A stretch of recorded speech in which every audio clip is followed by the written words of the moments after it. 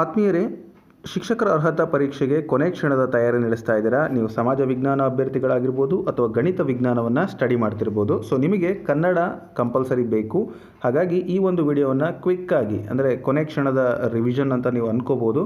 ಹಾಗಾಗಿ ಸ್ವಲ್ಪ ಸರಳವಾಗಿ ನಾನು ಎಲ್ಲ ಪ್ರಶ್ನೆ ಪತ್ರಿಕೆಗಳನ್ನು, ಅಂದರೆ ಈಗ ಕನಿಷ್ಠ 3 ಪ್ರಶ್ನೆ ಪತ್ರಿಕೆಗಳನ್ನು ಕನ್ನಡ ವಿಷಯಕ್ಕೆ ಕುರಿತು ನಿಮಗೆ ವಿವರಿಸುವಂಥ ಪ್ರಯತ್ನ. ಅದು ಕನ್ನಡ ಬೋಧನಾಶಾಸ್ತ್ರ. ಸೊ ಈಗ ನೋಡ್ಕೊಂಡು ಹೋಗೋಣ. ನೀವು ಈ ವಿಡಿಯೋವನ್ನು ಕೊನೆವರೆಗೂ ನೋಡಿ ನಿಮ್ಮ ಅನಿಸಿಕೆಗಳನ್ನು ಕಮೆಂಟ್ ಮಾಡೋದು ಮರಿಬೇಡಿ. ಹಾಗೆ ನೀವು ಇಲ್ಲಿ ಓದಿರ್ತಕ್ಕಂಥ ಅಂಶಗಳನ್ನು ರಿವಿಷನ್ ಮಾಡ್ಕೊಳ್ಳೋಕ್ಕೂ ಆಗುತ್ತೆ. ನೀವು ಟ್ರಾವೆಲ್ ಮಾಡುವಾಗ, ಫ್ರೀ ಇದ್ದಾಗ, ಯಾವಾಗ ನೀವು ಓದಿ ರಿಫ್ರೆಶ್ಮೆಂಟಿಗೆ ಅಂತೀರಿ ಆಗ ಇದನ್ನು ನೋಡ್ಬೋದು ಅಂತ ಹೇಳ್ತಾ ವಿಡಿಯೋವನ್ನು ಪ್ರಾರಂಭ ಮಾಡೋಣ ಬನ್ನಿ. ಹಾಗೆ ಸಬ್ಸ್ಕ್ರೈಬ್ ಮಾಡಿದಲ್ಲಿ ವಿಡಿಯೋಗಳನ್ನು ನೋಡ್ತಾ ಇದ್ದರೆ ಈಗಲೇ ಸಬ್ಸ್ಕ್ರೈಬ್ ಮಾಡ್ಕೊಳ್ಳಿ. ಮುಂದಿನ ನೇಮಕಾತಿಗೆ ಸಂಬಂಧಪಟ್ಟಂತಹ ಮಾಹಿತಿಗಳು ಹಾಗೂ ವಿಡಿಯೋ ಕ್ಲಾಸ್ಗಳು ನಿಮಗೆ ಸಿಗುತ್ತೆ. ಈ ಕೆಳಗಿನವುಗಳಲ್ಲಿ ಧ್ವನಿಯ ಏರಿಳಿತಗಳನ್ನು ಸ್ಪಷ್ಟವಾಗಿ ಗುರುತಿಸುವ ಕೌಶಲ ಯಾವುದು? ಸೊ ಧ್ವನಿಯ ಏರಿಳಿತಗಳನ್ನು ಗುರುತಿಸೋದು ಯಾವುದರಿಂದ ಅಂತ. ಸೊ ಮಾತನಾಡೋದ್ರಿಂದ ಓದುಗಾರಿಕೆ, ಆಲಿಸುವಿಕೆ ಮೇಲಿನ ಎಲ್ಲವೂ ಅಂತ ಇದೆ. ಸೊ ನೀವಿಲ್ಲಿ ಗಮನಿಸಿ, ಧ್ವನಿಯ ಏರಿಳಿತಗಳನ್ನು ಗುರುತಿಸುವಂತಹ ಕೌಶಲ ಬಂದು ನಾವು ಕೇಳೋದ್ರಿಂದನೇ ಅವರು ಯಾವ ರೀತಿ ಹೇಳ್ತಿದ್ದಾರೆ ಅಂತಕ್ಕಂಥದ್ದನ್ನು ನಾವು ಕೇಳಬೇಕು. ಸೊ ಆಗ ನಮಗದು ಧ್ವನಿ ಏರಿಳಿತದಿಂದ ಏನಾಗುತ್ತೆ, ಸ್ಪಷ್ಟವಾಗಿ ಗೊತ್ತಾಗುತ್ತೆ ಧ್ವನಿ ಏರಿಳಿತ ಇದೆಯೋ ಇಲ್ವೋ ಅಂತಕ್ಕಂಥದ್ದು. ನೆಕ್ಸ್ಟು, ಭಾಷೆಯ ಕಲಿಕೆಯು ಅಭ್ಯಾಸಗಳ ಮೂಲಕ ಪ್ರಾರಂಭವಾಗಿ ಅನುಕರಣೆಯ ಮೂಲಕ ಗಟ್ಟಿಗೊಳ್ಳುತ್ತದೆ. ಅನುಕರಣೆಯಿಂದ ಪ್ರಾರಂಭವಾಗಿ ಅಭ್ಯಾಸಗಳ ಮೂಲಕ ಗಟ್ಟಿಗೊಳ್ಳುತ್ತದೆ. ಅಭ್ಯಾಸಗಳ ಮೂಲಕ ಪ್ರಾರಂಭಗೊಂಡು ಪುನರ್ಬಲನದ ಮೂಲಕ ಗಟ್ಟಿಗೊಳ್ಳುತ್ತದೆ. ಇನ್ನು ಪುನರ್ಬಲನದ ಮೂಲಕ ಆರಂಭಗೊಂಡು ಅನುಕರಣೆ ಮೂಲಕ ಗಟ್ಟಿಗೊಳ್ಳುತ್ತದೆ. ಸೊ ನೀವು ಭಾಷಾ ಕಲಿಕೆಗೆ ಸಂಬಂಧಪಟ್ಟಂತೆ ಕಳೆದ ಒಂದು ವಿಡಿಯೋವನ್ನು ನೋಡೋದ್ರಿಂದ ಅಲ್ಲಿ ಇದಕ್ಕೆ ಪೂರಕವಾದಂಥ ಒಂದು ಪ್ರಶ್ನೆ ಇತ್ತು. ಆದರೆ ಅದು ಕೇಳುವಂಥ ವಿಧಾನ ಬೇರೆಯಾಗಿತ್ತು. ಭಾಷಾ ಕಲಿಕೆಯು ಉತ್ತಮಗೊಳ್ಳುವುದು ಎಲ್ಲಿ ಅಂತ ಕೇಳಿದರು. ಅಭ್ಯಾಸ ಮತ್ತು ಅನುಕರಣೆ ಮತ್ತು ಅಭ್ಯಾಸದ ಮೂಲಕ ಅಂತ ನಾನು ಅಲ್ಲಿ ಉತ್ತರವನ್ನು ಮಾರ್ಕ್ ಮಾಡಿದ್ದೆ. ಸೊ ಇಲ್ಲೂ ಕೂಡ ನೀವು ಮೊದಲು ಅನುಕರಣೆ ನಂತರ ಅಭ್ಯಾಸ ತಗೊಳ್ಳಿ. ಸೊ ಯಾವುದು ಉತ್ತರ ಅಂತ ನೀವು ನೋಡೋದಾದರೆ ನೋಡಿ, ಅನುಕರಣೆಯಿಂದ ಪ್ರಾರಂಭವಾಗಿ ಅಭ್ಯಾಸಗಳ ಮೂಲಕ ಗಟ್ಟಿಗೊಳ್ಳುತ್ತದೆ. ಸೊ ಇದು ಬಹಳಷ್ಟು ಇಂಪಾರ್ಟೆಂಟ್ ಆಗಿರ್ತಕ್ಕಂಥದ್ದು. ಉತ್ತರ 2 ಇದಕ್ಕೆ ಸರಿಯಾಗಿದೆ. ನೆಕ್ಸ್ಟು, ರಾಮನ ಭಾಷಾ ಕಲಿಕೆಯಲ್ಲಿನ ದೋಷಗಳನ್ನು ಶಿಕ್ಷಕರು ಗುರುತಿಸಿದಾಗ ಏನು ಮಾಡ್ತಾರೆ ಅಂತೇಳಿ ನಾನು ಆವಾಗಲೇ ನಿಮಗೆ ಮೊದಲಿಂದನೂ ನಾನು ತಿಳಿಸ್ತಾ ಇದ್ದೀನಿ. ಯಾವುದೇ ಒಂದು ಸಾಮರ್ಥ್ಯಗಳನ್ನು ಕೇಳಿದಾಗ ಶಿಕ್ಷಕರು ಏನನ್ನ ಮನಸ್ಸಲ್ಲಿ ಇಟ್ಕೊಂಡಿರ್ಬೇಕಪ್ಪ ಅಂತಂದರೆ, ಒಂದು ಧನಾತ್ಮಕವಾದ ಚಿಂತನೆ, ಅಂದರೆ ಪಾಸಿಟಿವ್ ಥಾಟ್ಸ್ ಇರಬೇಕು. ಸೊ ಆ ಪಾಸಿಟಿವ್ ಥಾಟ್ಸಿಂದನೇ ನಾವು ಉತ್ತರಗಳನ್ನು ಬರೀಬೇಕು. ಯಾವಾಗಲೂ ನೆಗೆಟಿವ್ ಅಥವಾ ನಕಾರಾತ್ಮಕ ಚಟುವಟಿಕೆಗಳಿಗೆ ನಾವು ಆದ್ಯತೆಯನ್ನು ಕೊಡಬಾರದು. ಅಲ್ಲಿ ನೀವು ಮನಸ್ಸಿನಲ್ಲಿ ಇಟ್ಕೊಂಡು ನೀವು ಉತ್ತರವನ್ನು ಹುಡುಕಿದರೆ ಖಂಡಿತ ಸಿಕ್ಕತ್ತೆ. ಮೊದಲನೇ ಆಯ್ಕೆ, ತರಗತಿಯ ಉಳಿದ ಮಕ್ಕಳಿಗೆ ಚಪ್ಪಾಳೆ ತಟ್ಟಲು ಹೇಳುವುದು. ಇಲ್ಲಿ ಭಾಷಾ ದೋಷಗಳನ್ನು ಶಿಕ್ಷಕರು ಗುರುತಿಸಿದಾಗ ಚಪ್ಪಾಳೆ ತಟ್ಟಿಸ್ಬಿಟ್ರೆ ಆ ಮಗುವಿಗೆ ಅವಮಾನ ಆಗುತ್ತೆ. ಈಗ ನಾನು ತಪ್ಪು ಹೇಳಿದ ತಕ್ಷಣ ಎಲ್ಲರೂ ನಕ್ಕರು ಅಂದರೆ ಅವಾಗೇನಾಗುತ್ತೆ, ನನಗೆ ಅವಮಾನ ಆಗುತ್ತೆ. ಆ ರೀತಿ ಮಾಡಬಾರ್ದು. ಇನ್ನು ಶಿಕ್ಷಕರು ಪುನರ್ಬಲನದ ಮೂಲಕ ದೋಷಗಳನ್ನು ನಿವಾರಿಸಬೇಕು. ಖಂಡಿತ ಸತ್ಯ. ಇನ್ನು ಅವರ ಪಾಲಕರ ಗಮನಕ್ಕೆ ತರುವುದು ಸೂಕ್ತ ಅಲ್ಲ. ತರಗತಿಯಿಂದ ಹೊರಗೆ ಹಾಕಬೇಕು, ಇದು ತಪ್ಪು. ಇದೆಲ್ಲ ಕೆಲವೊಂದು ಒಂದು ಬುದ್ಧಿವಂತ ದಡ್ಡ ಶಿಕ್ಷಕರು ಮಾಡುವಂಥ ಕೆಲಸಗಳಿವು. ತರಗತಿಯಿಂದ ಹೊರ ಹಾಕೋದು, ಪೇರೆಂಟ್ಸಿಗೆ ಕಂಪ್ಲೇಂಟ್ ಮಾಡೋದು. ಸೊ ನೋಡಿರ್ಬೋದು ನೀವು, ಇದೆಲ್ಲ ಯಾವಾಗಲೂ ಕಂಪ್ಲೇಂಟ್ ಮಾಡ್ತಾ ಇರ್ತಾರೆ. ಸೊ ದೋಸ್ ಹೂ ಕಂಪ್ಲೇಂಟ್, ಅಂದರೆ ಯಾರು ಮಕ್ಕಳ ಮೇಲೆ ಕಂಪ್ಲೇಂಟನ್ನು ಮಾಡ್ತಾರೆ ಅವರು ನಿಜವಾದ ಶಿಕ್ಷಕರಲ್ಲ, ಸಾಮಾನ್ಯ ಶಿಕ್ಷಕರು ಅಂತ ಹೇಳ್ತಾರೆ. ಹಾಗೆಯೇ ಯಾರು ಮಕ್ಕಳಿಗೆ ಬರೀ ಪಾಠವನ್ನು ಮಾಡ್ತಾರೆ ಅವರು ಆರ್ಡಿನರಿ ಟೀಚರ್ ಅಂತ ಹೇಳ್ಬೋದು. ಇನ್ನು ಯಾರು ಮಕ್ಕಳಿಗೆ ಇನ್ಸ್ಪೈರ್ ಮಾಡ್ತಾರೆ, ಕಲೀಲಿಕ್ಕೆ ಒಂದು ಪ್ರಚೋದನೆಯನ್ನು ಕೊಡ್ತಾರೆ, ಅವರನ್ನು ನಿಜವಾದ ಶಿಕ್ಷಕರು ಅಂತ ನಾವು ಹೇಳ್ತೀವಿ. ಸೊ ಹಾಗಾಗಿ ನೀವೆಲ್ಲರೂ ಕೂಡ ಕಲಿಕೆಗೆ ಪ್ರಚೋದನೆಯನ್ನು ಕೊಡಬೇಕು. ಸೊ ನಿಮಗೊಂದು ವಿಡಿಯೋನ ಅಪ್ಲೋಡ್ ಮಾಡಿದ್ದೆ ನಾನು ಬೆಳಗ್ಗೆ, ನ್ಯೂಸ್ ಪೇಪರಿಂದು. ಸೊ ಅಲ್ಲಿ ನಾನೊಂದು ಮೆಸೇಜನ್ನು ಹೇಳಿದೆ, ಏನಂತ, ಶಾಕಿಂಗ್ ನ್ಯೂಸ್ ಇದು, ಮುಂದಿನ ಒಂದು ಯಾವುದೇ ಹೊಸ ನೇಮಕಾತಿಯನ್ನು ಸರ್ಕಾರ ಕೈಗೊಳ್ಳಲ್ಲ, ಯಾಕಂದರೆ ಕೊರೋನಾದಿಂದ ಸರ್ಕಾರದ ಬೊಕ್ಕಸ ಖಾಲಿ ಆಗಿದೆ ಅಂತ ಹೇಳ್ಬಿಟ್ಟು. ಸೊ ನನಗೆ ಅನ್ನಿಸ್ತು ಮನಸ್ಸಿಗೆ, ಏನಂತ, ಅಯ್ಯೋ ನಿಮ್ಮಲ್ಲಿ ನೆಗೆಟಿವ್ ಥಾಟ್ಸ್ ತುಂಬ್ದಂಗೆ ಆಗುತ್ತೆ. ನೀವು ಓದೋದಕ್ಕೆ ಇನ್ನು ಮನಸ್ಸು ನಿಮಗೇನಾಗ್ಬೋದು, ಕಡಿಮೆ ಆಗ್ಬೋದು. ಹಾಗಾಗಿ ಆ ಒಂದು ವಿಡಿಯೋನ ತಕ್ಷಣವೇ ನಾನೇನು ಮಾಡಿದೆ, ಒಂದು ಪ್ರೈವೇಟ್ ವಿಡಿಯೋ ಮಾಡಿದೆ. ಸೊ ನಿಮಗೆ ಅದು ನೆಗೆಟಿವ್ ರಿಇನ್ಫೋರ್ಸ್ಮೆಂಟ್ ಆಗಬಾರ್ದು ಅನ್ನೋ ಕಾರಣಕ್ಕೆ. ಒಬ್ಬ ಶಿಕ್ಷಕ ಆ ರೀತಿ ಮಾಡಬಾರ್ದು. ನೀವಾದರೂ ಅಷ್ಟೇ, ಸೊ ನಾನಾದ್ರೂ ಅಷ್ಟೇ. ಸೊ ಇರಲಿ, ಮುಂದಿನ ಪ್ರಶ್ನೆಗಳಿಗೆ ಹೋಗೋಣ. ಸೊ ಬಜೆಟ್ ಮಂಡನೆ ಆಗಿದ್ದರೆ, ಈಗ ಆಲ್ರೆಡಿ ಚಾಲನೆಯಲ್ಲಿದ್ದರೆ, ಈಗ RTE 2009 ಪ್ರಕಾರ ಕಂಪಲ್ಸರಿ ಶಿಕ್ಷಕರು ಇರಲೇಬೇಕು ಅಂತ ಇದೆ. ಹಾಗಾಗಿ ಖಾಲಿ ಉಳಿಯೋಂಗಿಲ್ಲ, ನಿಮಗೆ ಹುದ್ದೆಗಳಿಗೆ ಕಾಲ್ ಫಾರ್ ಮಾಡಲೇಬೇಕು, ಮಾಡ್ತಾರೆ. ಸೊ ನೀವು ಅದರ ಬಗ್ಗೆ ಯಾವುದೇ ಗೊಂದಲ ಇಟ್ಕೋಬೇಡಿ, ನೀವು ಸಿದ್ಧತೆಯನ್ನು ಮುಂದುವರಿಸಿ. ಪ್ರಶ್ನೆ ನೋಡೋಣ. ಈ ಕೆಳಗಿನವುಗಳಲ್ಲಿ ಮಕ್ಕಳಲ್ಲಿ ಮಾತನಾಡುವ ಕೌಶಲ್ಯವನ್ನು ಬೆಳೆಸಲು ಕೈಗೊಳ್ಳಬಹುದಾದ ಚಟುವಟಿಕೆಗಳು. ಸೊ ಮಾತನಾಡಲಿಕ್ಕೆ ಯಾವ ಚಟುವಟಿಕೆಗಳನ್ನು ನಾವು ಕೈಗೊಳ್ಳಬಹುದು ಅಂತ ಹೇಳ್ಬಿಟ್ಟು ಆಪ್ಷನ್ಸ್: ಚರ್ಚಾ ಸ್ಪರ್ಧೆ, ಆಶುಭಾಷಣ, ಪ್ರಬಂಧ, ಬರವಣಿಗೆ ಸ್ಪರ್ಧೆ ಏರಿಸಬಹುದು. ಬರವಣಿಗೆಯಲ್ಲಿ ನಿಮಗೆ ಗೊತ್ತಿದೆ, ಸೊ ಮಾತನಾಡುವಂಥ ಕೌಶಲ್ಯ ಅಲ್ಲಿ ಬರಲ್ಲ, ರೈಟಿಂಗ್ ಇರುತ್ತೆ. ಬದಲಿಗೆ ಚರ್ಚಾ ಸ್ಪರ್ಧೆ ಮತ್ತು ಆಶುಭಾಷಣ ಇವೆರಡನ್ನೂ ತಗೊಳ್ಳಿ. ಅಂದರೆ ಎ ಮತ್ತು ಬಿ ಎರಡು ಸರಿ ಅಂತ ನೀವು ಆಯ್ಕೆ ಮಾಡ್ಕೋಬೇಕು. ಸೊ ಕೆಲವೊಂದು ಸರಿ ನಾವೇನು ಮಾಡ್ತೀವಿ, ಸಂಕೇತಗಳನ್ನು ಗುರುತಿಸಿ ಅಂದಾಗ ಇದು ಚರ್ಚಾ ಸ್ಪರ್ಧೆ ಅಂತ ಹೇಳಿ ಎ ಅನ್ಕೊಂತೀವಿ, ಅಥವಾ ಆಶುಭಾಷಣದಿಂದ ಚೆನ್ನಾಗಿರುತ್ತೆ ಅಂತ ಬಿ ಅಂತ ಹಾಕ್ಬಿಡ್ತೀವಿ. ಕೆಳಗಡೆ ನೋಡೇ ಇರೋದಿಲ್ಲ. ಅಲ್ಲಿ ನೋಡ್ರಿ, ಬಿ ಅಲ್ಲಿ ಬಿ ಮತ್ತು ಸಿ ಅಂತ ಇದೆ. C option ತಪ್ಪಲ್ವಾ?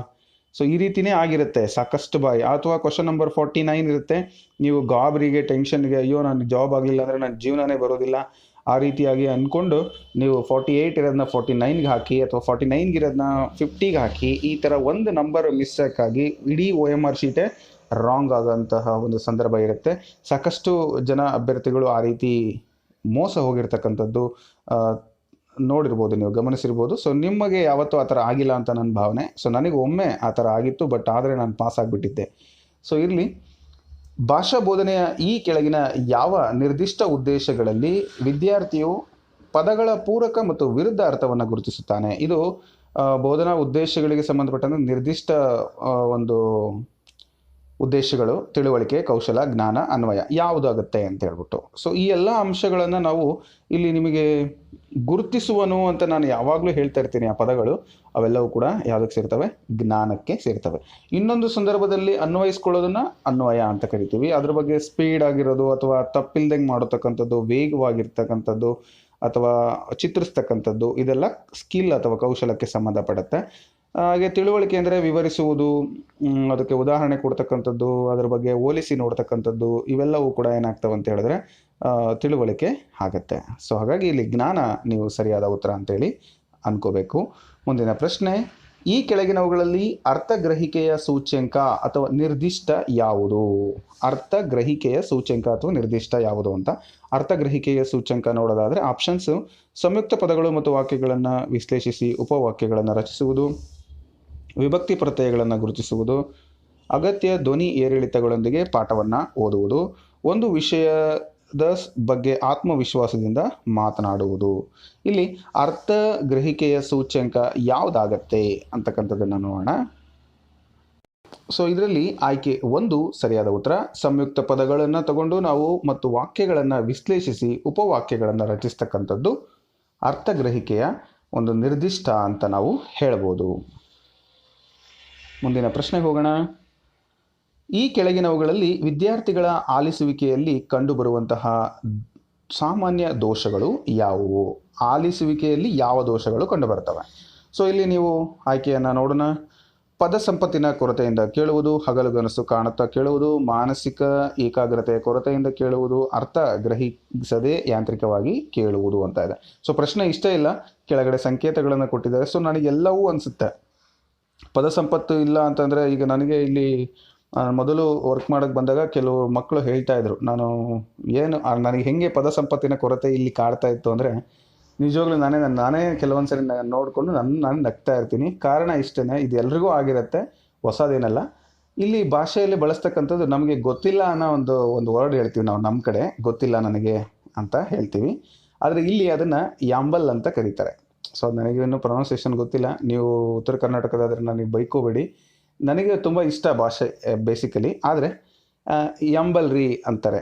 ಸೊ ನಾನು ಯಾರೋ ಸ್ಕೂಲ್ ಬ್ಯಾಗ್ ಇಟ್ಬಿಟ್ಟು ಹಂಗೆ ಮನೆಗೆ ಹೋಗಿದ್ದಾನಲ್ಲ ಯಾರೋ ಹುಡುಗ ಅಂತ ಕೇಳಿದ್ರೆ ಯಾಂಬಲ್ರಿ ಅಂತಂದರು. ಸರಿ, ನಂತರ ಹೋಮ್ವರ್ಕ್ ಯಾರ್ಯಾರು ಮಾಡಿಲ್ಲ ಅಂದರೆ ಯಾಂಬಲ್ರಿ ಅಂತಂದರು. ಸೊ ಏನು ಕೇಳಿದ್ರು ಯಾಂಬಲ್ ಅಂದರು. ಮೋಸ್ಟ್ಲಿ ನನಗೆ ಯಾಂಬಲ್ ಅಂದರೆ ಏನು ಅಂತ ನಮ್ಮ ಲೋಕಲ್ ಸರ್ ಒಬ್ರನ್ನ ಕೇಳಿದಾಗ, ಯಾಂಬಲ್ ಅಂದರೆ ಗೊತ್ತಿಲ್ಲ ಅಂತಾರಿ ಅಂತ ಅಂದರು.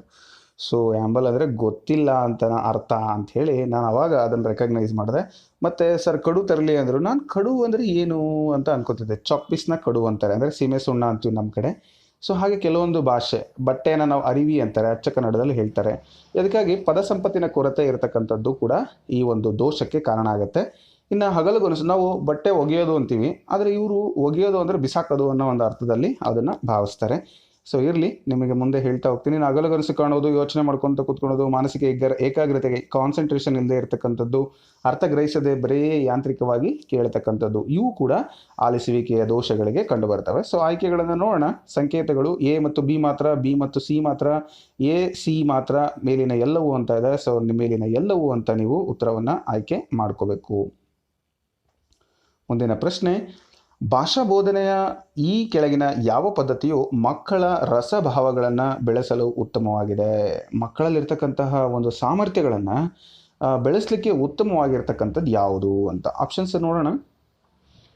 ಉಪನ್ಯಾಸ ಪದ್ಧತಿ, ಕಥನ ಪದ್ಧತಿ, ನಾಟಕಾಭಿನಯ ಪದ್ಧತಿ, ಅನುಗಮನ ಪದ್ಧತಿ. ಸೊ ಉಪನ್ಯಾಸ ಪದ್ಧತಿ ಅಂದರೆ ಕೇವಲ ಹೇಳ್ಕೊಂಡು ಹೋಗೋದು. ಈಗ ನಾನು ಹೇಳ್ತಿದ್ದೀನಲ್ಲ, ಇದು ಉಪನ್ಯಾಸ. ಯಾಕಂದರೆ ನೀವು ನನಗೆ ಹೇಳೋದು ನನಗೆ ಕೇಳಿಸ್ತಾ ಇಲ್ಲ. ಸೊ ಇದು ಮಾನೋಟಾನಿಕ್ ಟೀಚಿಂಗ್ ಅಂತ ಕರಿತೀವಿ. ಸೊ ಉಪನ್ಯಾಸ ಪದ್ಧತಿ. ಇನ್ನು ಕಥನ ಪದ್ಧತಿ ಅಂದರೆ ಕಥೆಯ ಮುಖಾಂತರ ವಿವರಿಸ್ತಕ್ಕಂಥದ್ದು. ಇನ್ನು ಆಗಮನ ಅನುಗಮನ ಪದ್ಧತಿಗಳ ಬಗ್ಗೆ ನಿಮ್ಗೆ ಗೊತ್ತು. ಒಂದು ನಿರ್ದಿಷ್ಟ ಹೇಳಿಕೆಯ ನಂತರ ಒಂದು ಉದಾಹರಣೆಗಳನ್ನು ಕೊಡೋದು, ಅಥವಾ ಉದಾಹರಣೆಗಳ ನಂತರ ನಿರ್ದಿಷ್ಟ ಹೇಳಿಕೆಯನ್ನು ಕೊಡ್ತಕ್ಕಂಥದ್ದು. ಸೊ ಈ ಎಲ್ಲ ಪದ್ಧತಿಗಳು, ಇದು ಎಲ್ಲದಕ್ಕಿಂತನೂ ನಾಟಕಾಭಿನಯ ಏನಿದೆಯಲ್ಲ, ಈ ಪದ್ಧತಿಯಲ್ಲಿ ಮಕ್ಕಳು ರಸಭಾವವನ್ನು ಬೆಳೆಸಲಿಕ್ಕೆ ಉತ್ತಮವಾಗುತ್ತೆ ಅಭಿನಯದ ಮುಖಾಂತರ. ಆಗ ಈಗ ನೀವು ಮಹಾಭಾರತದನ್ನು ನೋಡಿದಾಗ ನೀವು ಭೀಮನ ಬಗ್ಗೆ ಹೇಳಬೇಕಾದ್ರೆ ಭೀಮ ಹೀಗಿದ್ದ ಹಾಗಿದ್ದ ಅಂದರೆ ಅಷ್ಟು ಸಮಂಜಸವಾಗಿರೋದಿಲ್ಲ. ಅದರ ಬದಲಿಗೆ ಬಲಶಾಲಿಯಾದ ಭೀಮ ಒಂದೇ ಕೈಯಲ್ಲಿ ಒಂದು ದೊಡ್ಡ ಬಂಡೆಯನ್ನು ಕುಟ್ಟಿದಾಗ ಆ ಬಂಡೆ ಕೆಳಗೆ ಜರುಗಿತು. ಸೊ ನೋಡಿ, ಹೇಳುವಂಥ ಒಂದು ಶೈಲಿ ಅದೆಲ್ಲ ಒಂಥರ ಚೆನ್ನಾಗಿರುತ್ತೆ. ನೀವು ಆ್ಯಕ್ಟಿಂಗ್ ಅಂದರೆ ಅದು ನಾಟಕಾಭಿನಯ ಅಂತ ನಾವು ನೋಡ್ಬೋದು. ಸೊ ಅದು ರಸಭಾವಗಳನ್ನು ಅಳ್ತಕ್ಕಂಥದ್ದು, ನಗಿಸ್ತಕ್ಕಂಥದ್ದು, ಕಾಮಿಡಿ ಮಾಡ್ತಕ್ಕಂಥದ್ದು, ಸೀರಿಯಸ್ ಆಗಿರ್ತಕ್ಕಂಥದ್ದು, ಡೈಲಾಗ್ ಹೇಳ್ತಕ್ಕಂಥದ್ದು.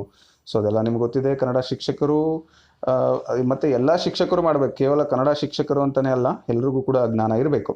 ಸೊ ಹಾಸ್ಯ ಪ್ರವೃತ್ತಿ ಕೂಡ ಇರಬೇಕು. ನಾನು ಯಾಕೆ ಅಂತಲೇ ಹೇಳಿದ್ದೀನಿ ಆಲ್ರೆಡಿ. ಇನ್ನು ಮುಂದಿನ ಪ್ರಶ್ನೆ, ಬೋಧನೆಯ ಜೊತೆಯಲ್ಲಿ ಕಲಿಕೆಯ ನಿರಂತರ ಮೌಲ್ಯಮಾಪನ ಮಾಡಲು ಸಹಾಯಕವಾಗುವ ಬೋಧನಾ ವಿಧಾನ ಯಾವುದು? ನಿರಂತರವಾದ ಮೌಲ್ಯಮಾಪನ ಮಾಡಬೇಕಂದ್ರೆ ನಮಗೆ ಏನು ಬೇಕು ಅಂತಕ್ಕಂಥದ್ದು.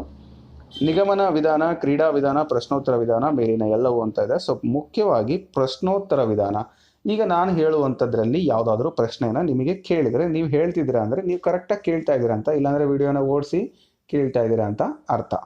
ಅಂದರೆ ಇದು ನನಗೆ ಬರುತ್ತೆ ನಾವು ದೃಷ್ಟಿಯಿಂದ. ಯಾಕಂದರೆ ಇಂಟೆಲಿಜೆನ್ಸ್ ವಿದ್ಯಾರ್ಥಿಗಳಿಗೆ ನಾವು ಹೇಳುವಷ್ಟು ಕೇಳುವಂತಹ ಒಂದು ವ್ಯವಧಾನ ಇರೋದಿಲ್ಲ. ಹಾಗಾಗಿ ಸ್ವಲ್ಪ ಅವರೇಜ್ ಇರ್ತಕ್ಕಂಥವ್ರು ಅಥವಾ ಅವರೇಜ್ಗಿಂತ ಬಿಲೋ ಅವರೇಜ್ ಇರ್ತಕ್ಕಂಥವ್ರು, ಇಂಟ್ರೆಸ್ಟ್ ಇರ್ತಕ್ಕಂಥವ್ರು ನೋಡ್ತಾರೆ. ಇಲ್ಲದೆ ಇರ್ತಕ್ಕಂಥವ್ರು ಇದೇನು ಅಷ್ಟು ಇಂಪಾರ್ಟೆಂಟ್ ಅಲ್ಲ ಅಂತ ಹೇಳ್ಬಿಟ್ಟು ಮುಂದೆ ಹೋಗ್ತಾರೆ. ಸೊ ಹಾಗಾಗಿ ಪ್ರಶ್ನೆಗಳನ್ನು ಕೇಳೋದ್ರ ಜೊತೆಗೆ ನಾವು ವಿದ್ಯಾರ್ಥಿಗಳನ್ನು ಮೌಲ್ಯಮಾಪನ ನಿರಂತರವಾಗಿ ಮಾಡ್ಬೋದು. ಇನ್ನು ರಿಪೀಟೆಡ್ ಕ್ವಶನ್ ಇದು. ಕಿಂಡರ್ ಗಾರ್ಡನ್ ಪದ್ಧತಿಯ ಪಿತಾಮಹ ಯಾರು?